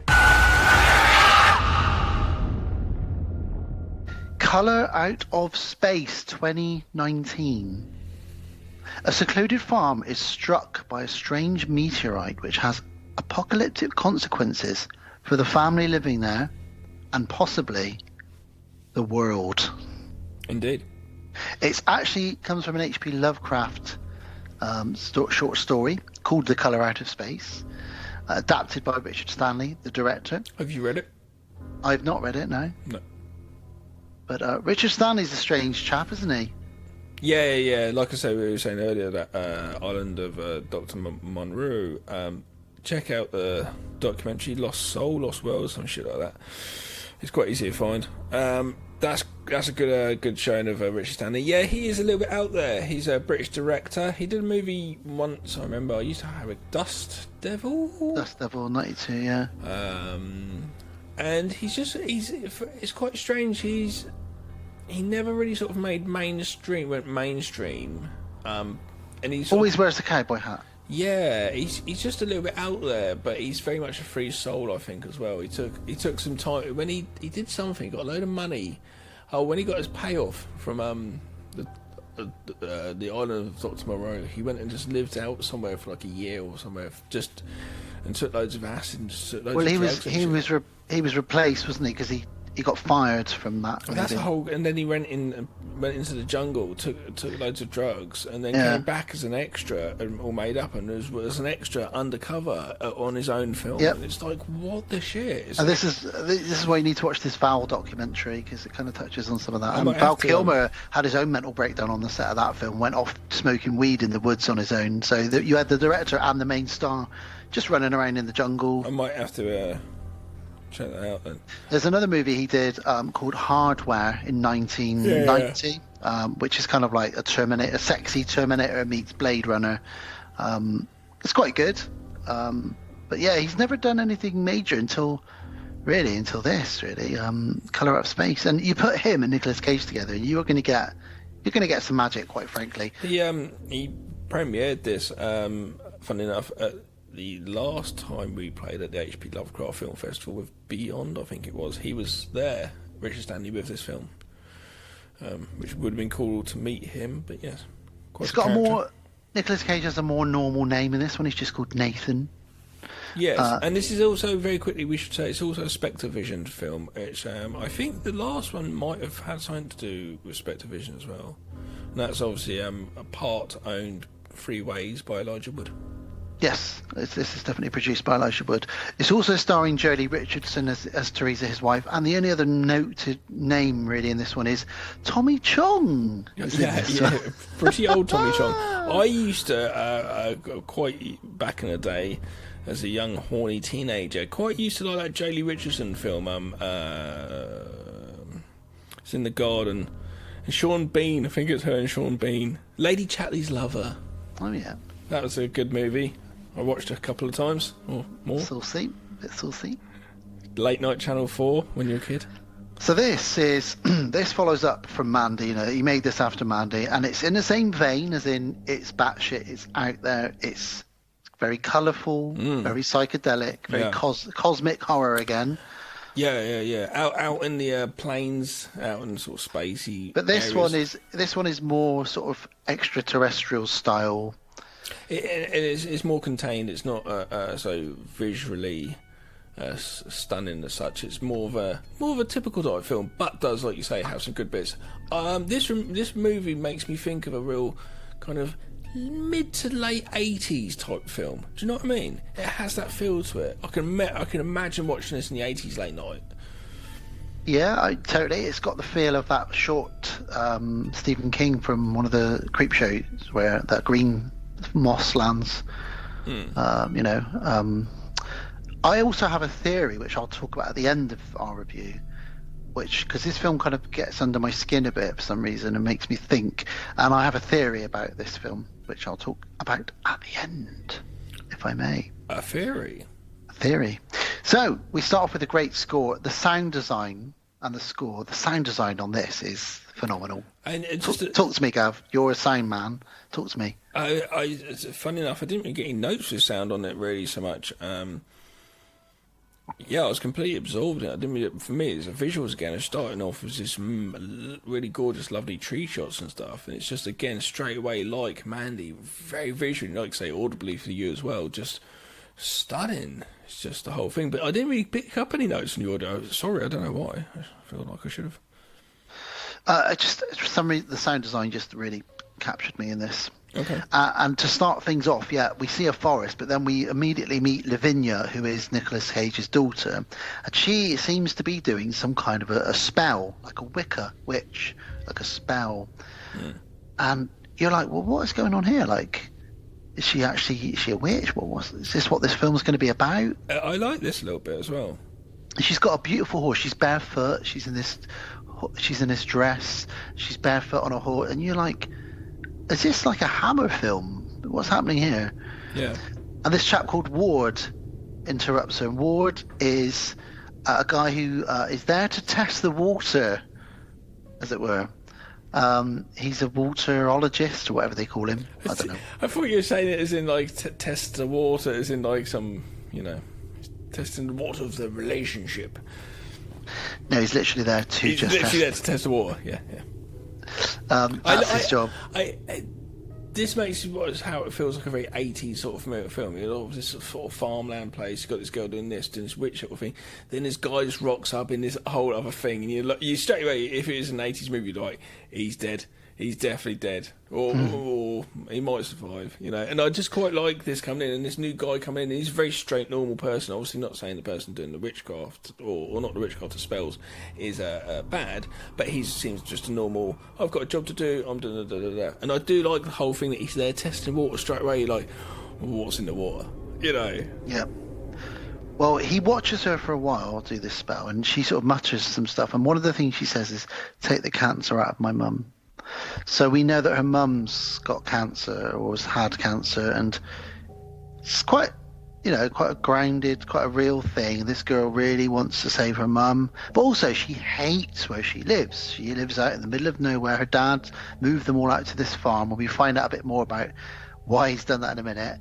Llamas, or alpaca, sorry. I've got some just stones throw away from me. Have you? Yeah. I've got a couple of fields of them. Just I'd love to see them, actually. Yeah, come around. They're funny. I've got I'll tell you what. I've got a few selfies with them. I'll tell you what. I'll pack a bag and I'll be round next. It's a good one. It's a good one. So he's there to do a water survey for the water in the valley, and she's not very nice to him. She's a bit rude to him, but she's a teenage witch. What can you say? Her mum's got cancer. She's not in the best moods. Oh, yeah, but it's kind of like she's there by herself doing something. I think she feels a little bit invaded slightly by this person, and I don't want to give up too much. You're like, you are a stranger. He doesn't. I know you shouldn't judge a book by its cover. He doesn't come across as fairly innocent, though.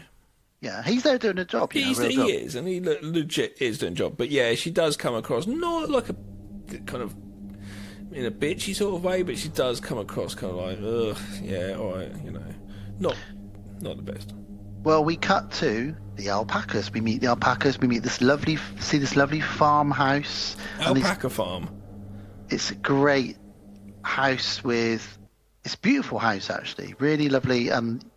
The geography, we talk about geography sometimes and how you kind of know every nook and cranny. You feel like with this house and the surrounding garden and the shed that they keep the alpaca in, you kind of feel like within minutes you kind of know this property and this farm that they all live on. And you've got Nicolas Cage just sipping coffee in his rocking chair. Yeah. Oh, yeah. He's just enjoying it. Yeah. And, yeah, we've talked about, his wife's got cancer, and they've also got three siblings. We've got the witch daughter, who's Lavinia. We've got the older brother, Benny, who's a bit of he likes having the old smoky dokes, doesn't he? Mm-hmm. Naughty boy. He buys that from Chong in the woods. Yeah, Stoner. So Joe Rich and Mum, Stoner brother, And younger then the brother. little brother, Jack. The little brother's called. Oh, Jack. And he's played by Julian Hilliard, who people will know from The Haunting of Hill House. The little boy with glasses, really cute kid. And he's great in this as well, really cute. And fucking heartbreaking in this, actually, towards the end. We'll get into that. Oh, Jesus. It's been much for me the first time I watched it. This time wasn't as much. I knew what was coming, but whoo. Yeah, the older brother's smoking dope. The little brother called Jack. Well, they call him Jack, which is cute because that's what the nursery call my Jack as well. They call him Jack, which is a character from The Incredibles, the little boy from The Incredibles. And it's dinner time, and Cage has made a casserole, Gav. Yeah, it looks like a really whack pot of stew, essentially. And they're like, what is it? And he's like, it's your mother's favourite. Okay. And she's like, oh, you made my favourite. And he's obviously trying everything he can to keep his wife happy and healthy. Yeah, because she's, as we said, has been poorly, cancer, and on the mend. And yeah, he's just trying to help out, so he's doing the cooking. Essentially, I guess he's just not a very good cook, because, Yeah. It's so funny though, when I see like that stuff, I still jump to my old school roots, go, come on, is that being sexist? Man can't cook. This is what I first thought of, and I was like, well, no, not really, he just can't cook, because like, many a man can cook, I can cook, What I like about this is it feels like a real family. They've got a really good... Yeah. It's They have jokes and banter with each other. Not as good, almost a sort of Spielbergian type flavour going on. It's like that, you're right. And getting that family feel. You never thought you'd say that about Nick Cage, but he does a great job of just being like a normal dad who's trying to keep it all together. Maybe Spielberg should do something with Nicolas Cage or Tarantino. Imagine this film directed by Spielberg.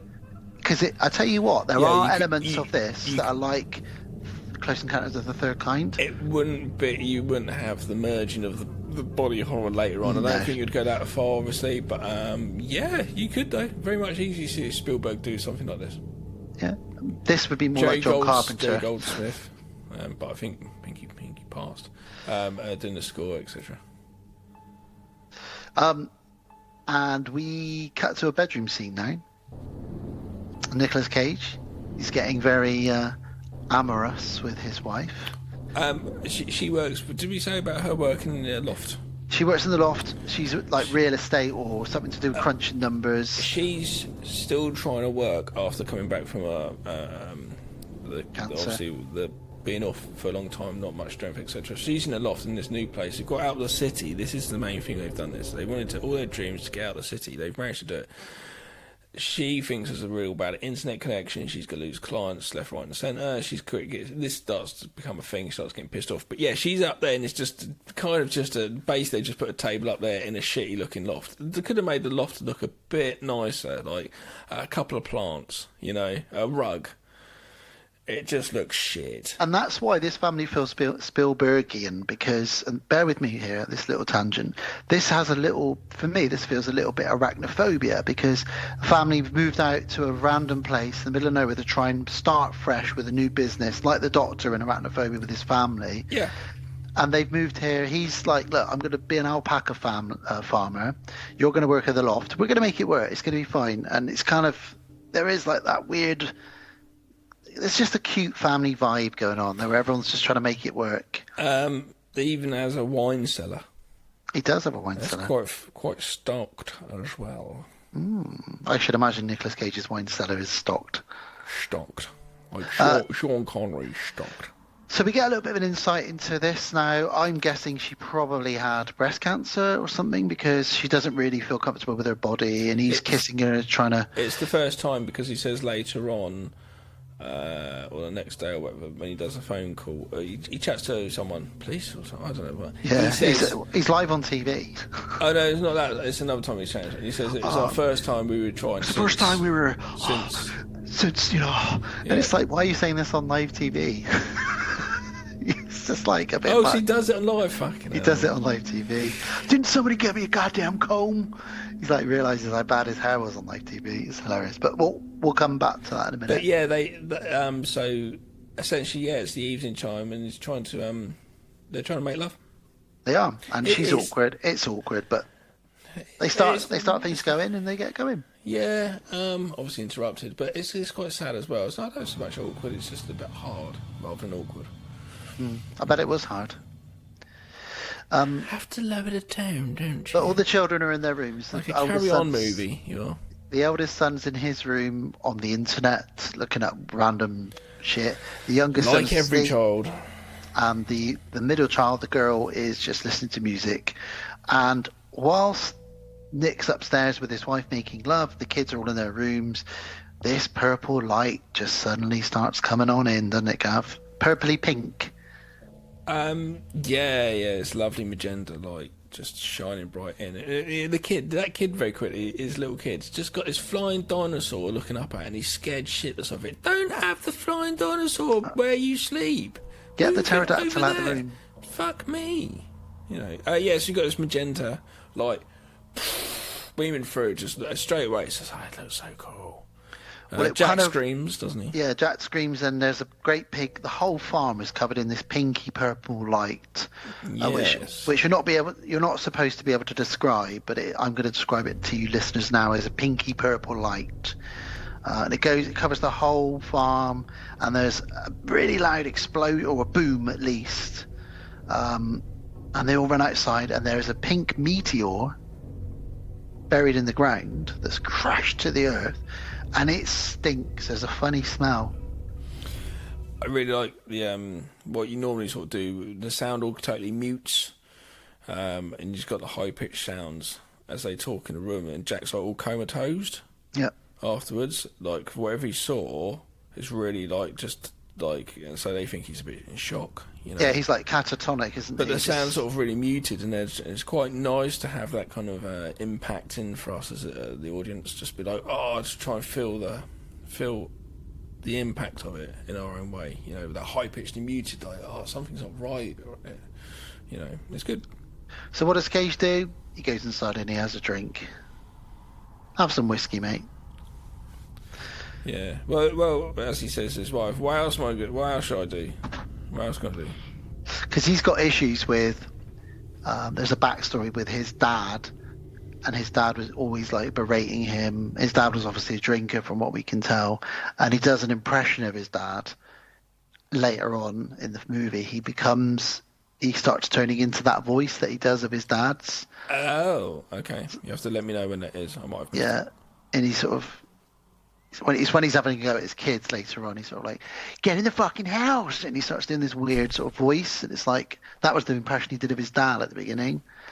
But yeah, so they all go to bed, and in the morning they call the cops, and the mayor, or the sheriff and the mayor, they all arrive. I like this bit because it's bringing in the outside all officials. It's very Jaws. It's very, all these sort of movies. I like this little bit.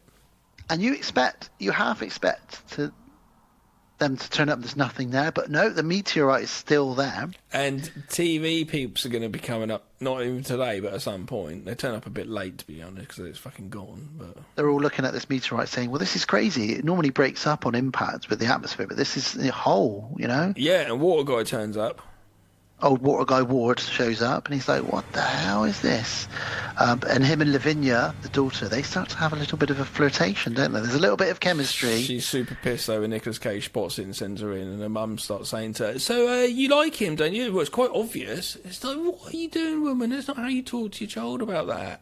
You just don't bother talking. You just go and look and just smirk, and that's it. But I wonder if that's because the influence of this colour is already pushing them to say strange things to each other. Yeah, and tempers to be starting to flare. Even Lavinia flirting with him might be something to do with that, There's like an influence. I think that's fucking realising she's stuck out there and she's a young, young. What she actually adult. says is, you basically threw yourself at that man. She was like, Mom, I didn't. She was like, what you did? The way you looked at him, the way you were moving even, I could tell you were throwing yourself at him. Yeah. I would never say that to one of my kids. Well, whilst all everyone's sort of investigating the meteorite, Nicolas Cage puts his hand up in the air and says, it's time to milk the alpacas. He's basically said to everybody that alpacas are the future. What future? Fucking hell. Who's going to drink alpaca milk? Is that even a thing? Well, he milks one of them, and he says, Is that a thing? He talks about. He says it's very hard to get the milk out. Can you drink it? Yeah, you can. Yeah. Oh. And when he's milking it, his son's watching him, and he says to Ward, "It's quite hard to tease the milk out of the nipple, but once you get it going," and he starts like really milking this alpaca. He even says like, "Well done, man. Good, he goes, nice one, that's Dad. Good, Dad. That's a really good flow on that one, Dad. Good one, Dad."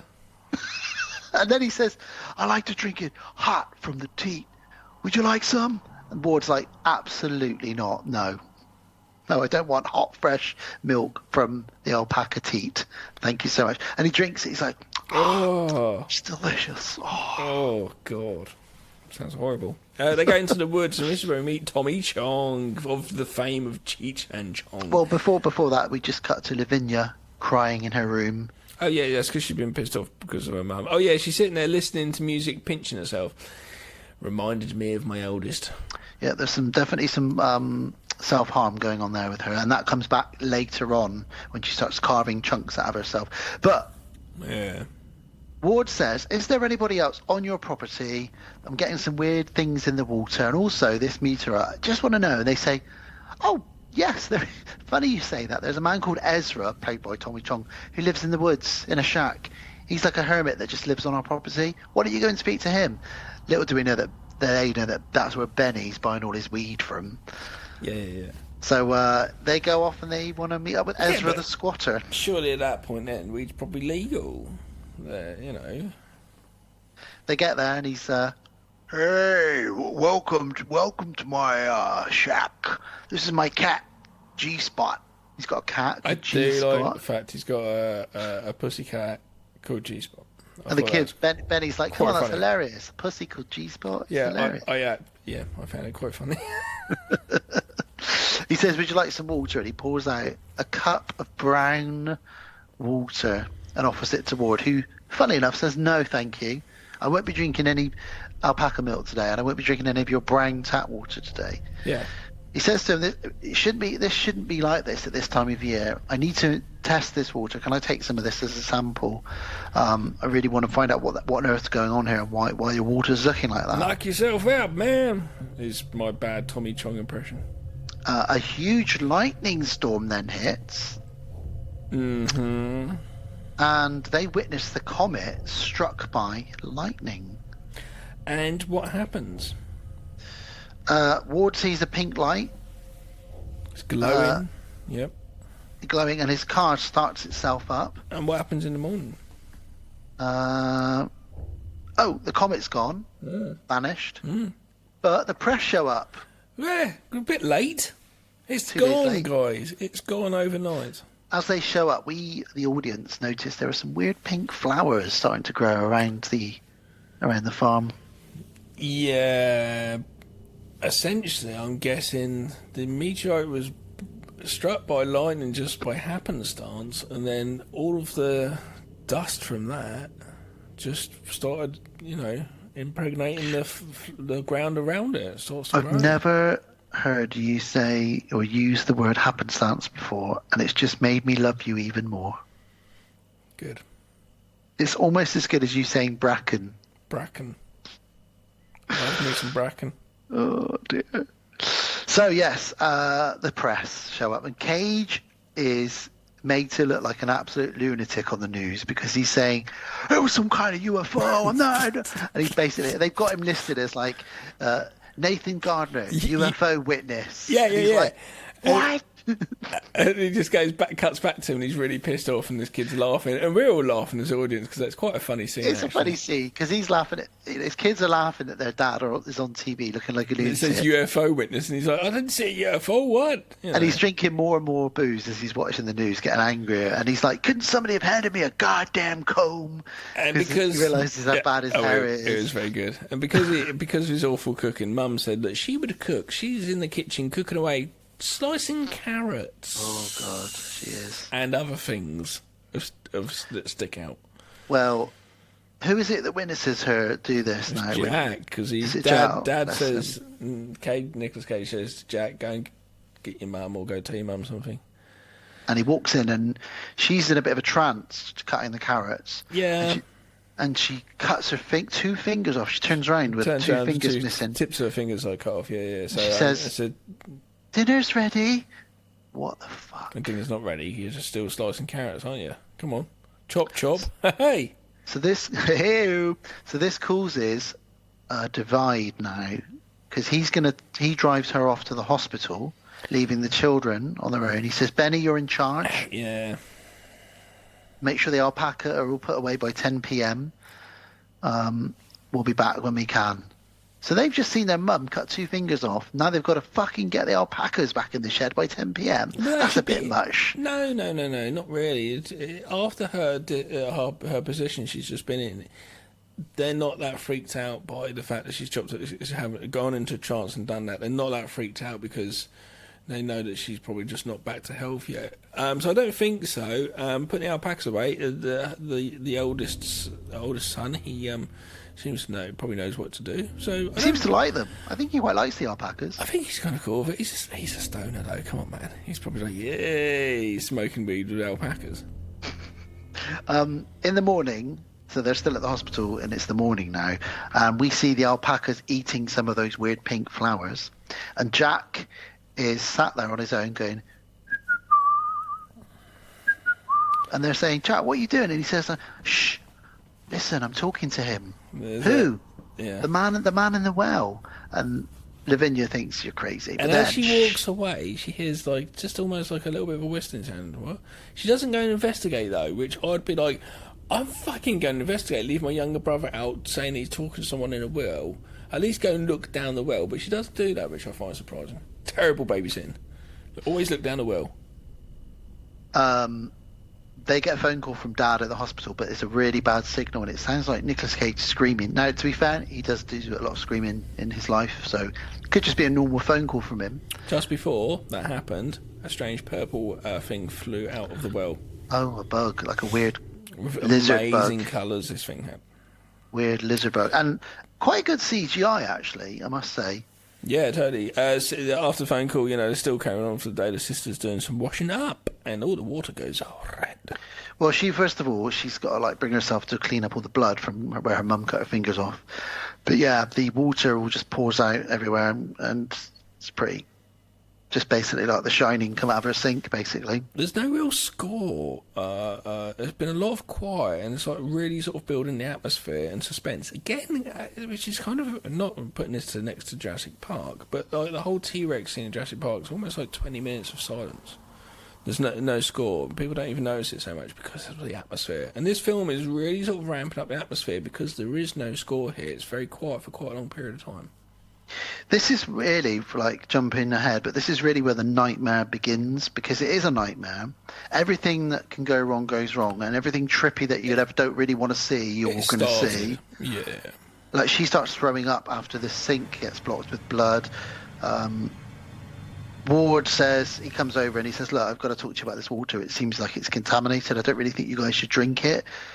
It's like, well, what else are we going to do? This is our water, it comes from our well. And he's like, "Oh."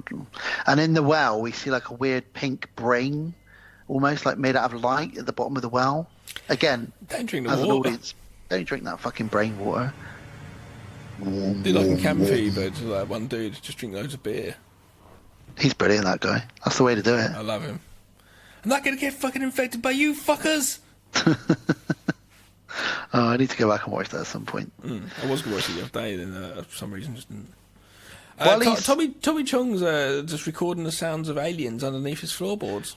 Well, just before that, Ward looks around after he's told Lavinia about the water. He looks around at Jack, who's now just laughing to himself near the well. He's just got his little friend in the well, and there's no one there yet. You're right. Ezra says, "Shh." And he says, "What are you doing?" He says, "If you listen close, you can hear him on the ground." And you do hear it this weird noise, and he seems to think that there's aliens under the ground that came on the rock, and they're now under the ground whispering. And then Benny says, "Where's G-Spot?" And he says, "Dunno, maybe they got him." Yeah. So the cat's missing. Yeah. Cut to nighttime. Nicolas Cage and Mother driving along at nighttime, and we find G-Spot. They found the G-Spot.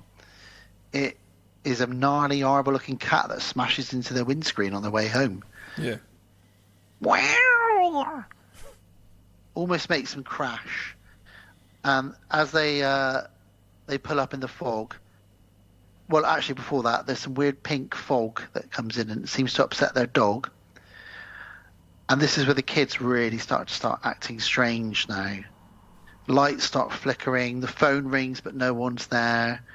And just when it's all getting trippy, car pulls up with Nathan and Teresa. Nick and his wife pull up. He's very cross. Why the fuck are the alpacas still out? He's very cross that they're not put away, Gav. When he says, I'll do it, and going to take him in, I expected something to have happened to the alpacas. I know it's the beginning of like them turning into the bloody John Carpenter's The Thing, but as he goes to walk off, the older brother says to the sister, "Should we tell him about the alpacas?" And then it cuts, making me think that we're going to go there, we're going to look at his face and his reaction, and we're going to cut to something going on with the alpacas, but that doesn't happen. I think it's just because there's some weird pink light around them and their eyes are a bit weird, and yeah, they sense a bit, I think they sense it. Yeah. The dog goes missing. He starts acting really angry and really super pissed. Yeah. Insane. Yeah. I think he's a bit stressed. He looks at his arm and he's got weird skin on his arm that looks like a tree bark. Yeah, it's horrible. And he decides to go and have a shower. This is horrible. He's in the shower. The older sister has already said to the old brother, "We need to get out of this place. Have you still got that girlfriend?" He said, "I want me and my girlfriend. Can we just go there?" Yeah. But while that's happening, Nick gets in the shower. He finds like this breast implant. It's like a jellyfish breast implant blocking up the shower thing. Yeah. What is that? He comes downstairs and he says, "We need to get a goddamn..." whatever he says. "We need to get someone around here. There's something wrong with the plumbing. I just found something growing out of the shower. It's disgusting." Yeah. And then he gets really mean to his wife and he says, Can you smell that smell?" He sounds exactly like Trump there, though. Well, this is what he's doing the impression of his dad. It sounds like Trump. It does sound exactly like Trump. Yeah. And he says to her, "What's that goddamn smell?" She says, "What smell?" He says, "You know the smell I mean, the smell of cancer. The smell that you smelt whenever we visited my dad in the ward. You, better than anyone, will know the smell of cancer." And he sort of... It's really mean to her, and it's like, the smell of death and disinfectant mixed together. And it's just like, whoa. We've seen this sort of movie before, though, haven't we? Where I think I know what it is. It's the Amityville movies. You have a family go in and they slowly start to go mad at each other. Well, yeah, even The Shining. Yeah, to some extent. Yeah. You know, that family dynamic just being broken up. Yeah. Mm. We see more and more weird pink mushrooms and flowers, and we see these huge tomatoes. He thinks great. He's like, these tomatoes and these apples and peaches are insane. Look at the size; they're like the size of a bowling ball. Some of them, it's insane. But he brings it all in, and he starts. This is such a Nicolas Cage scene. He starts chopping them up, and he realizes they taste not rotten but bitter, and they're not right. And he just his wife's behind him sort of shouting at him about something. While that's going on, he's going, no, and he's just biting into all these different fruits. She's shouting about an internet connection from upstairs, so she stormed downstairs because really she's had mundane thing. And well, it's not. It's very important. That's how they're making money, because if they don't make it crops, they need to make money. So she's doing it. So it's very important. But yeah, his is just like his focus is the tomatoes, and then they taste like shit. And then as soon as she walks out pissed off of him, he goes, "That's a great idea, honey." He starts throwing them all in the bin like basketball, like slam dunking them into the bin. Yeah. Jesus. Yeah.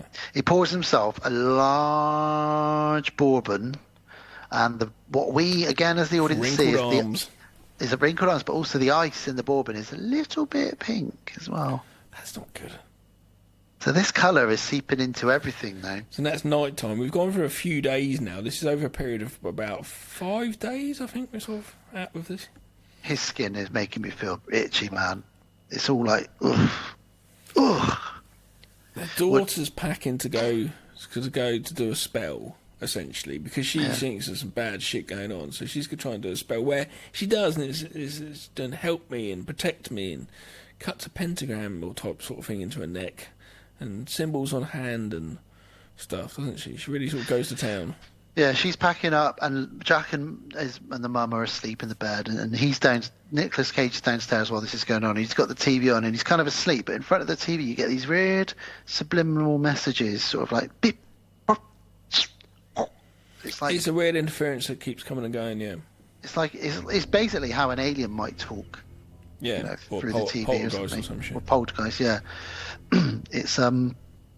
It's weird, and she, like you said, she starts cutting herself. Yeah. Now this is where Benny and Jack go out, and they find go to the barn, don't they? Something in the barn. What do they find in the barn? Fucking John Carpenter's The Thing. It's the dog and an alpaca fused together. Yeah. With weird pink lightning coming out, which fires off and hits Jack and Mummy. Yes, yeah. And this is where this was a difficult scene to watch the first time I saw this. I really didn't like this scene because this movie went to places I didn't want. At this point here, I was like, I don't want this movie. I like the contaminated water and etc. etc. I don't want. I have a little boy.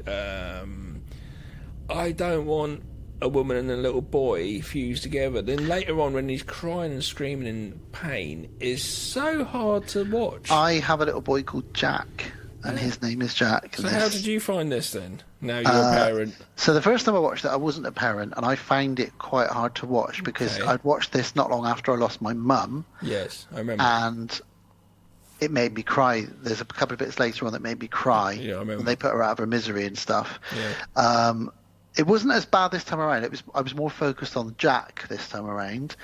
And you're right. So basically, they're fused sort of back to back together. And they mention this later on, but Jack is slowly being absorbed into Mum. And he's going, help me. It's quite hard to watch. He's crying. It's really hard. But she's begging, They give her a bowl of water to drink like a dog at one point because it's the only way she can drink. And it's just appalling. Like, what is going on?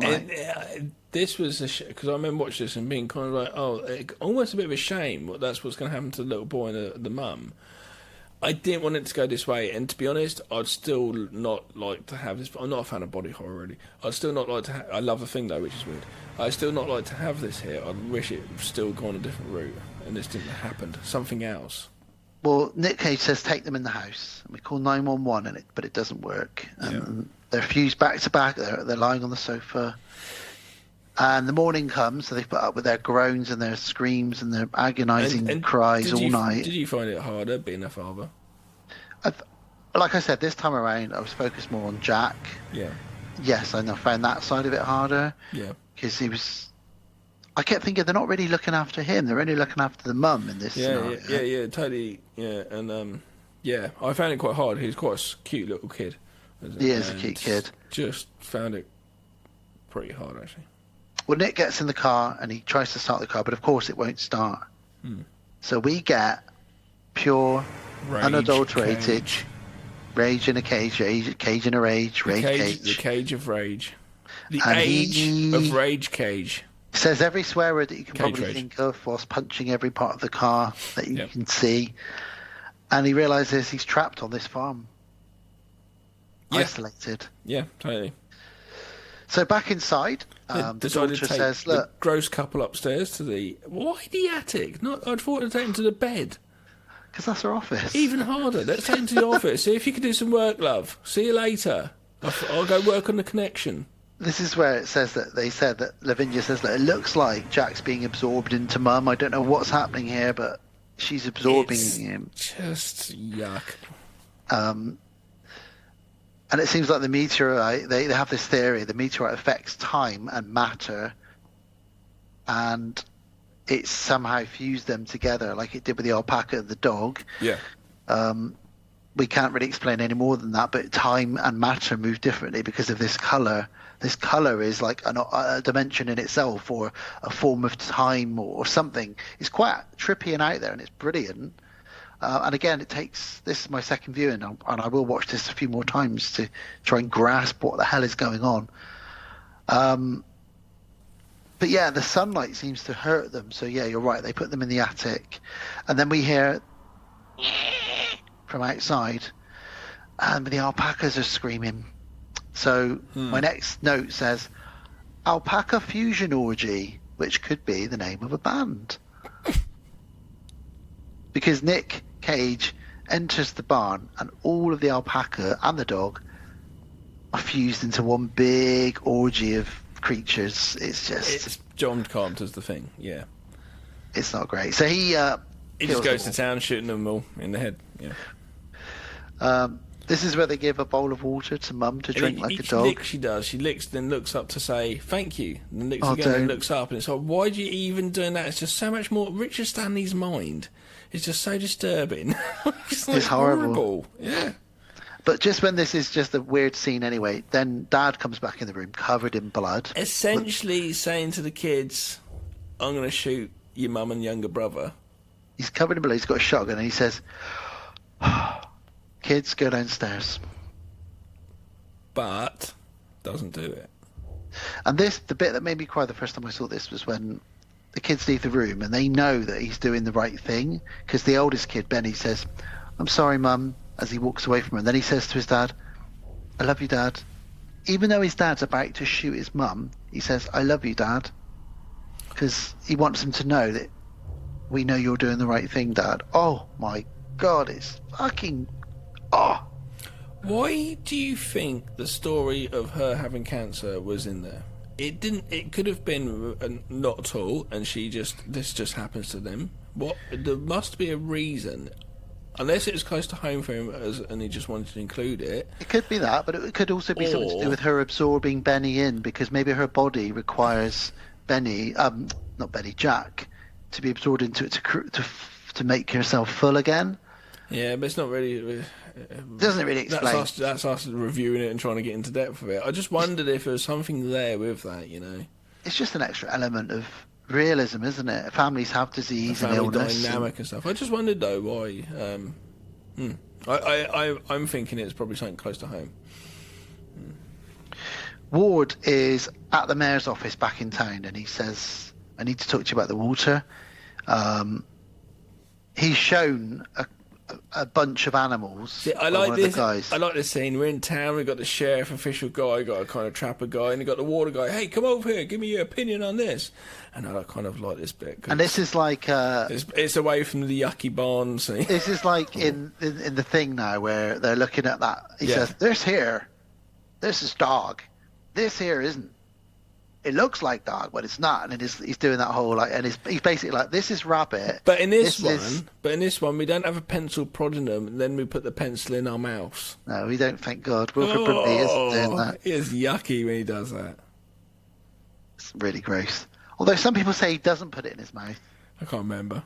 But my theory is that you still don't want to use your pencil. You're going to forget at some point and touch it.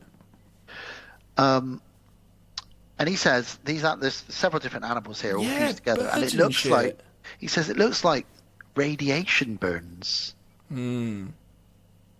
So we're now thinking, okay, what is this then? Yeah. Back to the farm, Benny and Lavinia, so the only two children that aren't fused to one of their parents, they plan to escape on the horse, and the horse has got pink eyes and runs away. Yep. Horse has pink eye. The horse has pink eye. The horse has pink eye. The horse got jizz in its eye.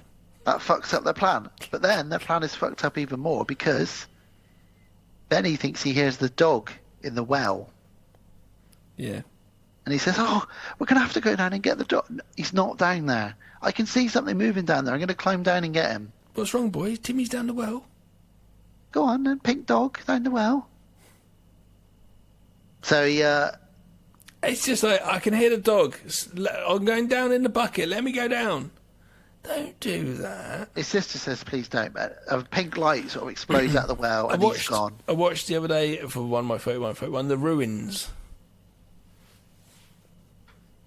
Is that the one where they go to like the Aztec temples and and they're up in the temple and they can't. and the come plants are killing them? Yeah, and there's a big bit at the top and they've got a thing and they go down. Actually, yeah, it wasn't too bad. Actually, watch it again. I would probably recommend it. Found footage, yeah. No. Oh, okay.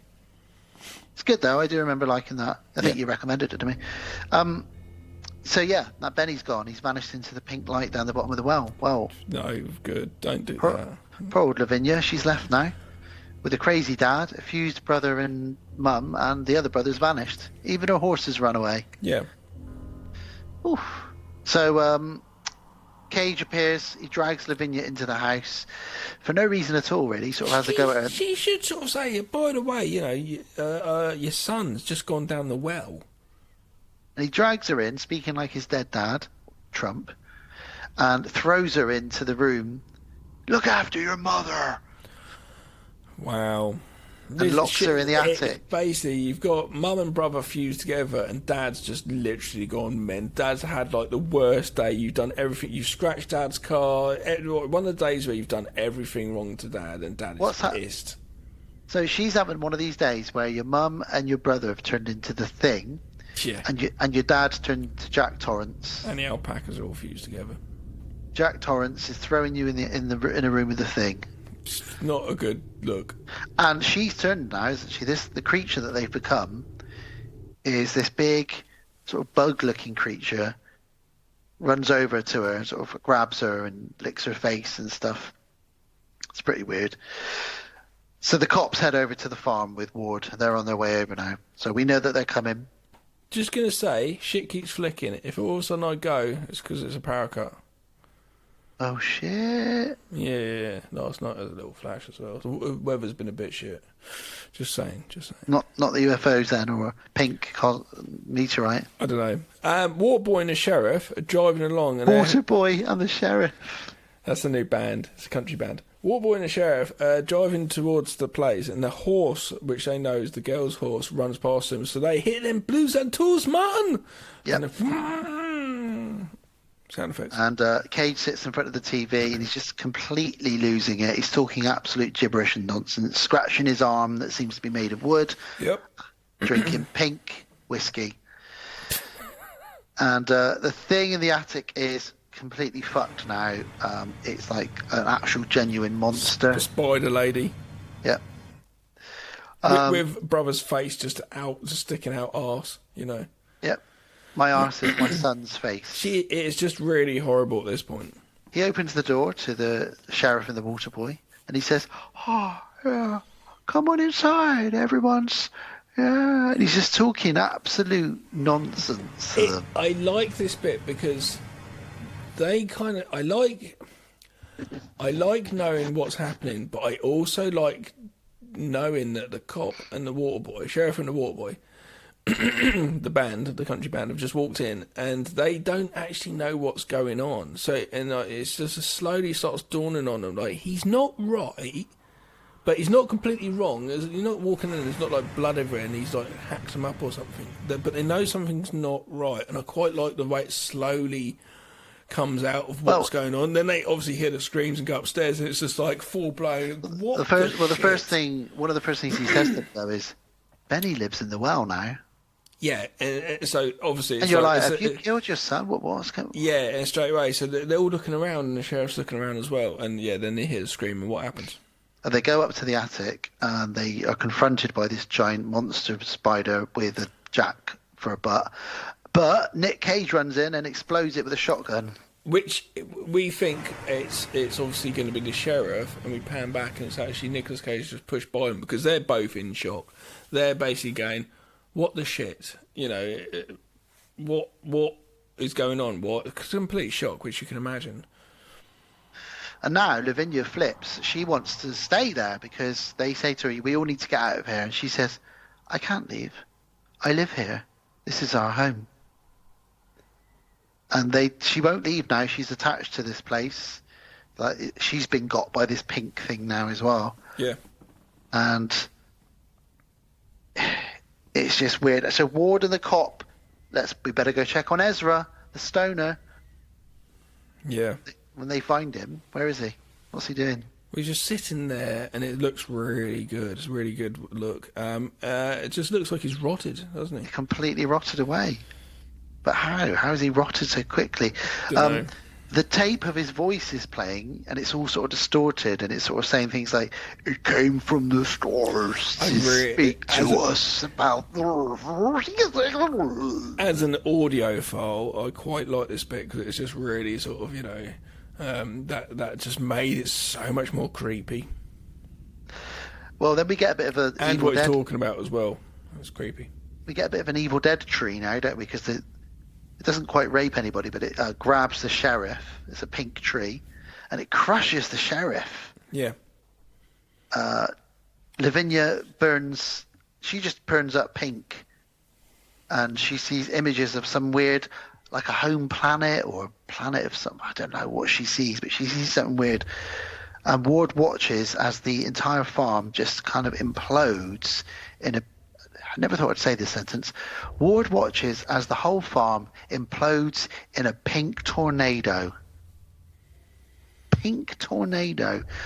And it's like a portal tunnel just opening up to the sky.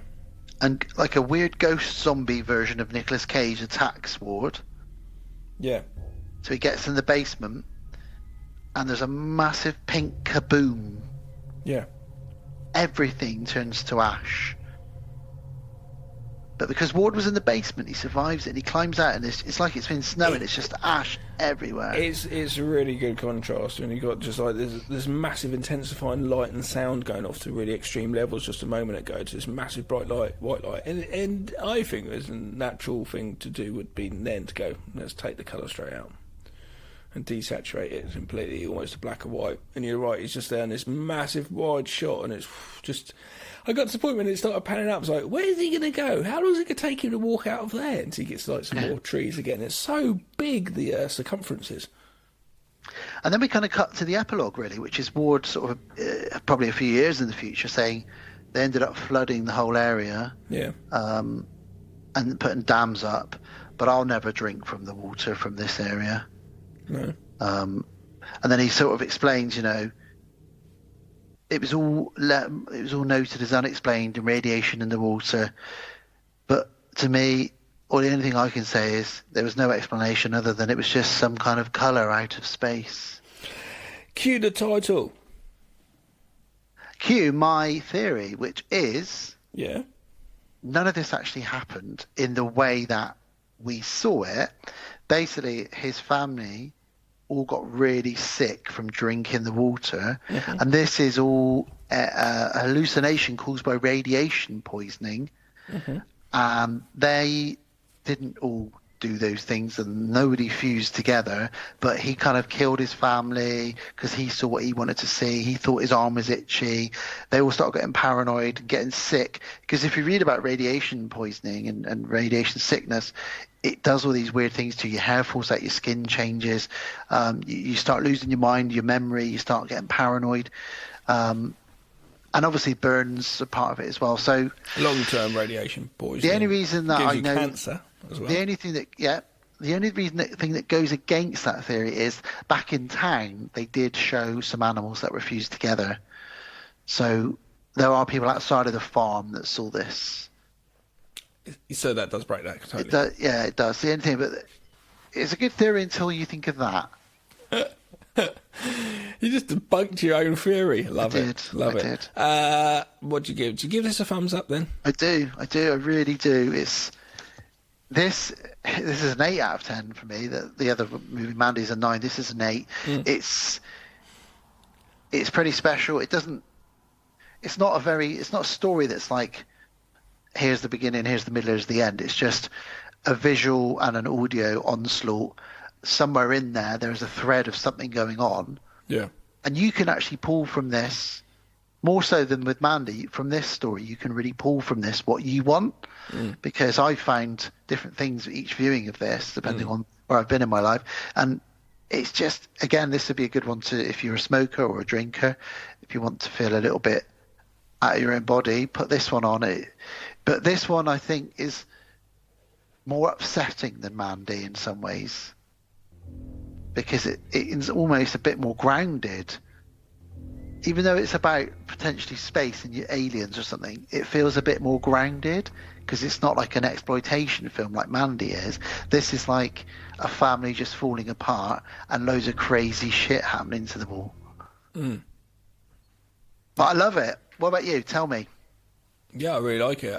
Like I say, I really feel like it has like I don't know, a young teenage horror Spielberg feel to it almost, or something like it. Do you know what I mean? Like a real energized young Spielberg or something.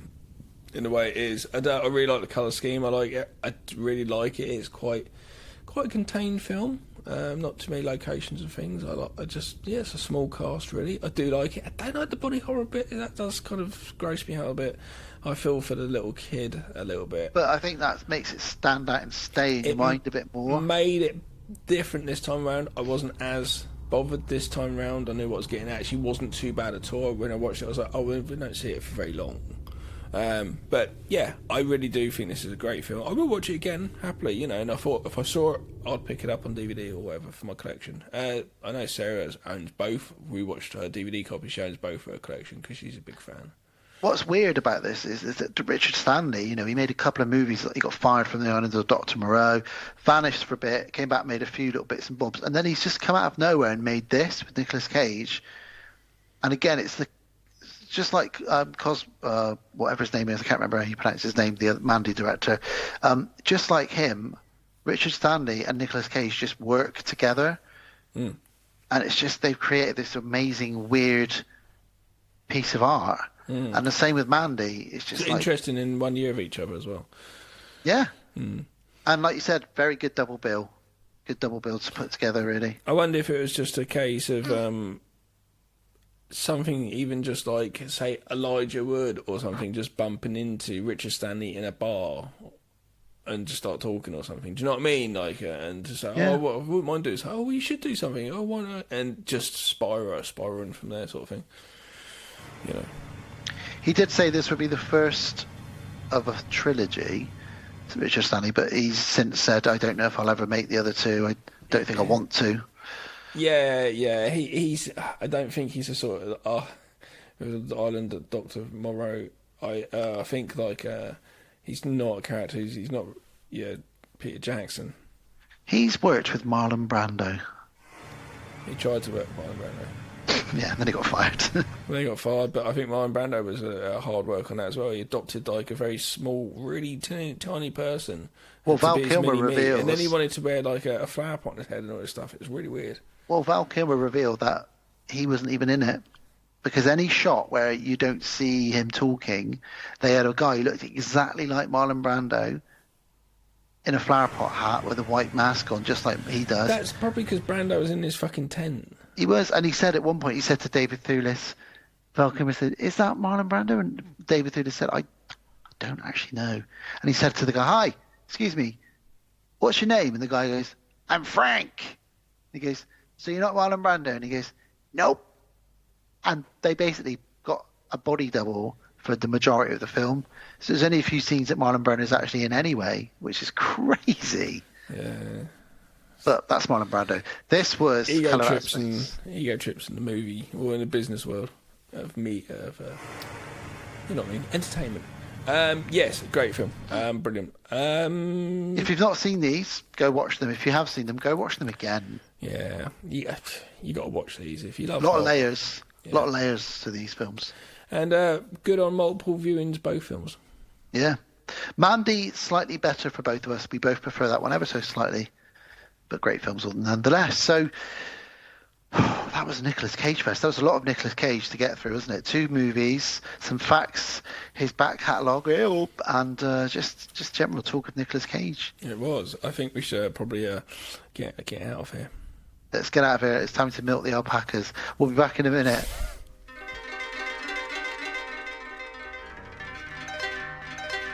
And we're back. Ooh, good. I like that. That was episode 126. Really, really good fun. It's been a long time coming. Nicolas Cage, as I've said, is our unofficial mascot, weirdly, over the last few years. So that's cool. By the way, Gab, as we record today, one thing I wanted to mention to you. Yep.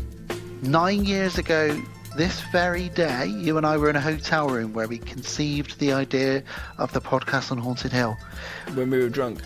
We were drunk. So this Christmas, we will be celebrating our 9th anniversary as podcast hosts together. That's crazy, isn't it? Going into our 10th year. It's weird. It's weird. Is it going into our 10th year or going into our 9th year? No, this is our 9th year. We're going into our 9th year. Okay. So it'll be our 9-year anniversary when we do our Christmas episode. Right, brilliant. Okay, cool. The next year, that's weird. We have to at least do the 10th year anniversary episode together. Yeah. Oh, for sure. Like, naked. With alpacas. It's a podcast. So. Yeah, but not for me and you. Episode 126. Great stuff. Shall I say what's coming up next? Yeah. Should I do it? Yeah. All right. Well, guess what the next episode is? It's our Halloween special. It is. Woo! Oh, here we go. Well, funny you should say that because we are covering A Nightmare on Elm Street 3 Dream Warriors and Halloween 3 Season of the Witch. We are, which is quite funny, obviously, because it's Halloween. Halloweeny. Yes. That's going to be fun. We're going to talk about our lists of movies that we've got through and getting through. We're going to talk about just spooky season generally. Be all excited and full of sugar and pumpkin spice and We're going to say full of things nice. We're going to be full of shit, baby. Don't know why I said it like that. That'd be cool. Nightmare on Elm Street. Yeah, I know. That's a fan favourite, isn't it? It is. And then after that, isn't it a patron special? It's a patron pick. We won't say the patron yet, but she knows who she is. And she has chosen her film, so I'm going to reveal those now. So it's from a very unknown or untapped sub-genre of horror called hagsploitation. Hagsploitation, people. Which is usually centered around Betty Davis or somebody like that, being a horrible older lady, killing people or being mean and bullyish. Think of like your woman from Misery or something along those lines. But the two movies that have been picked by that patron, I'm so excited to do these, is Straight Jacket from 1964 and Whatever Happened to Baby Jane from 1962. So we're going to the early 60s for these ones, and we'll talk more about hagsploitation, and we'll read out the usual email with why these were picked and why they're special to that patron. But yeah, back around to a patron episode for that one, and then episode 129, so that's 128, 129 we'll be doing some I can't remember what you would call them now, like the Creep Show, little stories in one. What do we call those? Anthology. Thank you so much. Good Lord. And we're going to be covering Twilight Zone, the movie. Is it getting too much, Dan? I couldn't think of it. It's the UFO from earlier. It sucked out some of my brains. We're going to be covering Twilight Zone, the movie. Nice. And Cat's Eye, the movie. The Twilight Zone movie. There is a couple of Twilight Zone movies, aren't there? I know they sort of released them. I've got one which has got Gary Cole in. And I know that's not the one. You mean the one, obviously, which is the classic one, which is obviously Spielberg and John Landis, and obviously the accident that happened. Let's talk about that. So it's that one. I've got that on VHS. So I'll be watching my VHS copy. That's one of the Bunny Rabbit. Yes. I don't like that Bunny Rabbit. Dan Aykroyd. It's a good one to talk about. So that and what? Sorry. Cat's Eye. Which I have on DVD, but not seen yet because I've kept it for this show. 85, that one is. Drew Barrymore. 3 short stories, all about, maybe 4 short stories, all about, well, I won't say what they're about. We'll talk about them when we get to the show, but it's all through the eyes of a cat. I've never seen it. 3 good directors in that one as well. In fact, let me just very quickly, because I can't remember off the top of my head who the directors are, so I'll just quickly tell you who the directors are, and that's episode 129. So yeah, we've got some good stuff coming up, but Halloween is our next one. George Romero, isn't it? Maybe. Let me just have a quick check for you. Bear with me a moment. So it is. Well, Stephen King's the writer, and there's actually only one director. I do apologise. It's Lewis Teague, but there is 3 short stories. But Stephen King wrote the stories, which is very cool. Okay, because I picked up. I don't know why. I really wanted to watch Maximum Overdrive again. I couldn't find it anywhere, so I found like a little box set of Silver Bullet, Maximum Overdrive, and Cat's Eyes. Oh, what a great box set! I already had the Silver Bullet, so I gave that to Sarah, and I've got the little thing. But I watched Maximum Overdrive again, and that's just. I'd like to cover that sometime with you. We could cover it, but it was actually a bit of a I thought this was going to be more fun. It seems to be taking itself way too seriously. Yeah, I'd never really thought I'd watch a bunch of children killed by a Coke can vending machine. No, Sarah and I watched it, but we did afterwards go, I'm probably not going to watch that again. A lot of cocaine. I would do it for the show, but it's someone who's taken themselves way seriously, which is Stephen King at the time. That might be the interesting conversation in that film. Lewis Teague, who directed Cat's Eye, also directed Cujo, The Jewel of the Nile, and a few other bits and bobs. So yeah, we'll talk about that when we get to it. Alligator as well, he directed. Oh my god, we did cover once. We did. A long time ago. But yeah, so that's the next 3 episodes coming up. But next episode is Halloween, so between now and then, dear listeners, make sure you're listening or watching as many Halloween films, TV shows, reading comics and books, and playing horror game. A big shout out to Dean Martin. He loves a good horror game, zombie game, so he's always playing these sort of board games with zombies and stuff. So yeah, do anything you can to do with horror, even if it's just wearing your horror socks or your Frankenstein t-shirt. Do it. I always try to do the 31 and 31, but I do like the way Disney does a horror collection, but then they go and do like the episodes of a series which are horror related, so it's just like 3 episodes of a Family Guy or whatever. Yes, I've seen they've done that. That's such a better way of doing it than, say, Netflix would never do that. They're just like, because, this is a horror collection, the same old fucking movies they've always got. What I'm probably going to do, actually, I was going to do that this year, but now I'm committed to the Hammer ones, is they've got all the Treehouse of Horrors on there, and I've not seen all of those. You could just sit and watch them. I watched one just before we went on air, actually, because I thought I need to get some horror stuff in. That'd be quite good fun to do, and they're quite short. Obviously, they're only 20 minutes. So yeah, you would enjoy some of them, because you've got sort of Paranormal Activity one, which is quite funny. Yeah, that's definitely one to do. I saw they did that, and they've done that with, like, Buffy. They've basically selected Halloween episodes of any show and just put it into a little box and said, here you go, if you like Halloween, watch all of this. Homer does take it in the Paranormal Activity spin-off. Homer does take advantage of a comatose Marge who's just been standing next to the bed for a really long time. He wakes up and goes, ooh. I was a bit like, ooh. Okay, Homer, okay. Yeah. Oh dear. Well, there we go. So spooky season is upon us. I know, it's very exciting. It looks nice outside. The orangey trees are losing their trees. What? The trees are losing their leaves, not the leaves are losing their trees. He lives in the well now. It's time to milk the alpacas. Indeed. Amazing. Well, yeah. Shall I do the admin and then we can wrap up and say our goodbyes? Yeah. Wow. That sounded very German. Wherever way you think that was, you know, I said yeah. Okay. Well, as always, we are the Podcast on Haunted Hill. We're a proud member of Legion Podcast Network. You can go to the legionpodcast.com website to find out more about them and all the other shows on the network. There's millions of great, well, not millions. There's dozens of great shows, not just us. There's not millions. Millions of shows. Millions of them. Fucking millions. You're swimming in them. They're also on Legion Podcast, can be found on Facebook. Big community. You can join up. You can chat to all the people that do their podcast, run their podcast, listen to the podcast as well. Or you can join ours, the Podcast on Haunted Hill on Facebook. It's where Gav and I are most active. It's where everybody currently is posting all the films they're watching, all the TV shows they're watching. I know. I need so exciting. I need to jump so on it after we finish recording. I'm going to see if I can slip something in.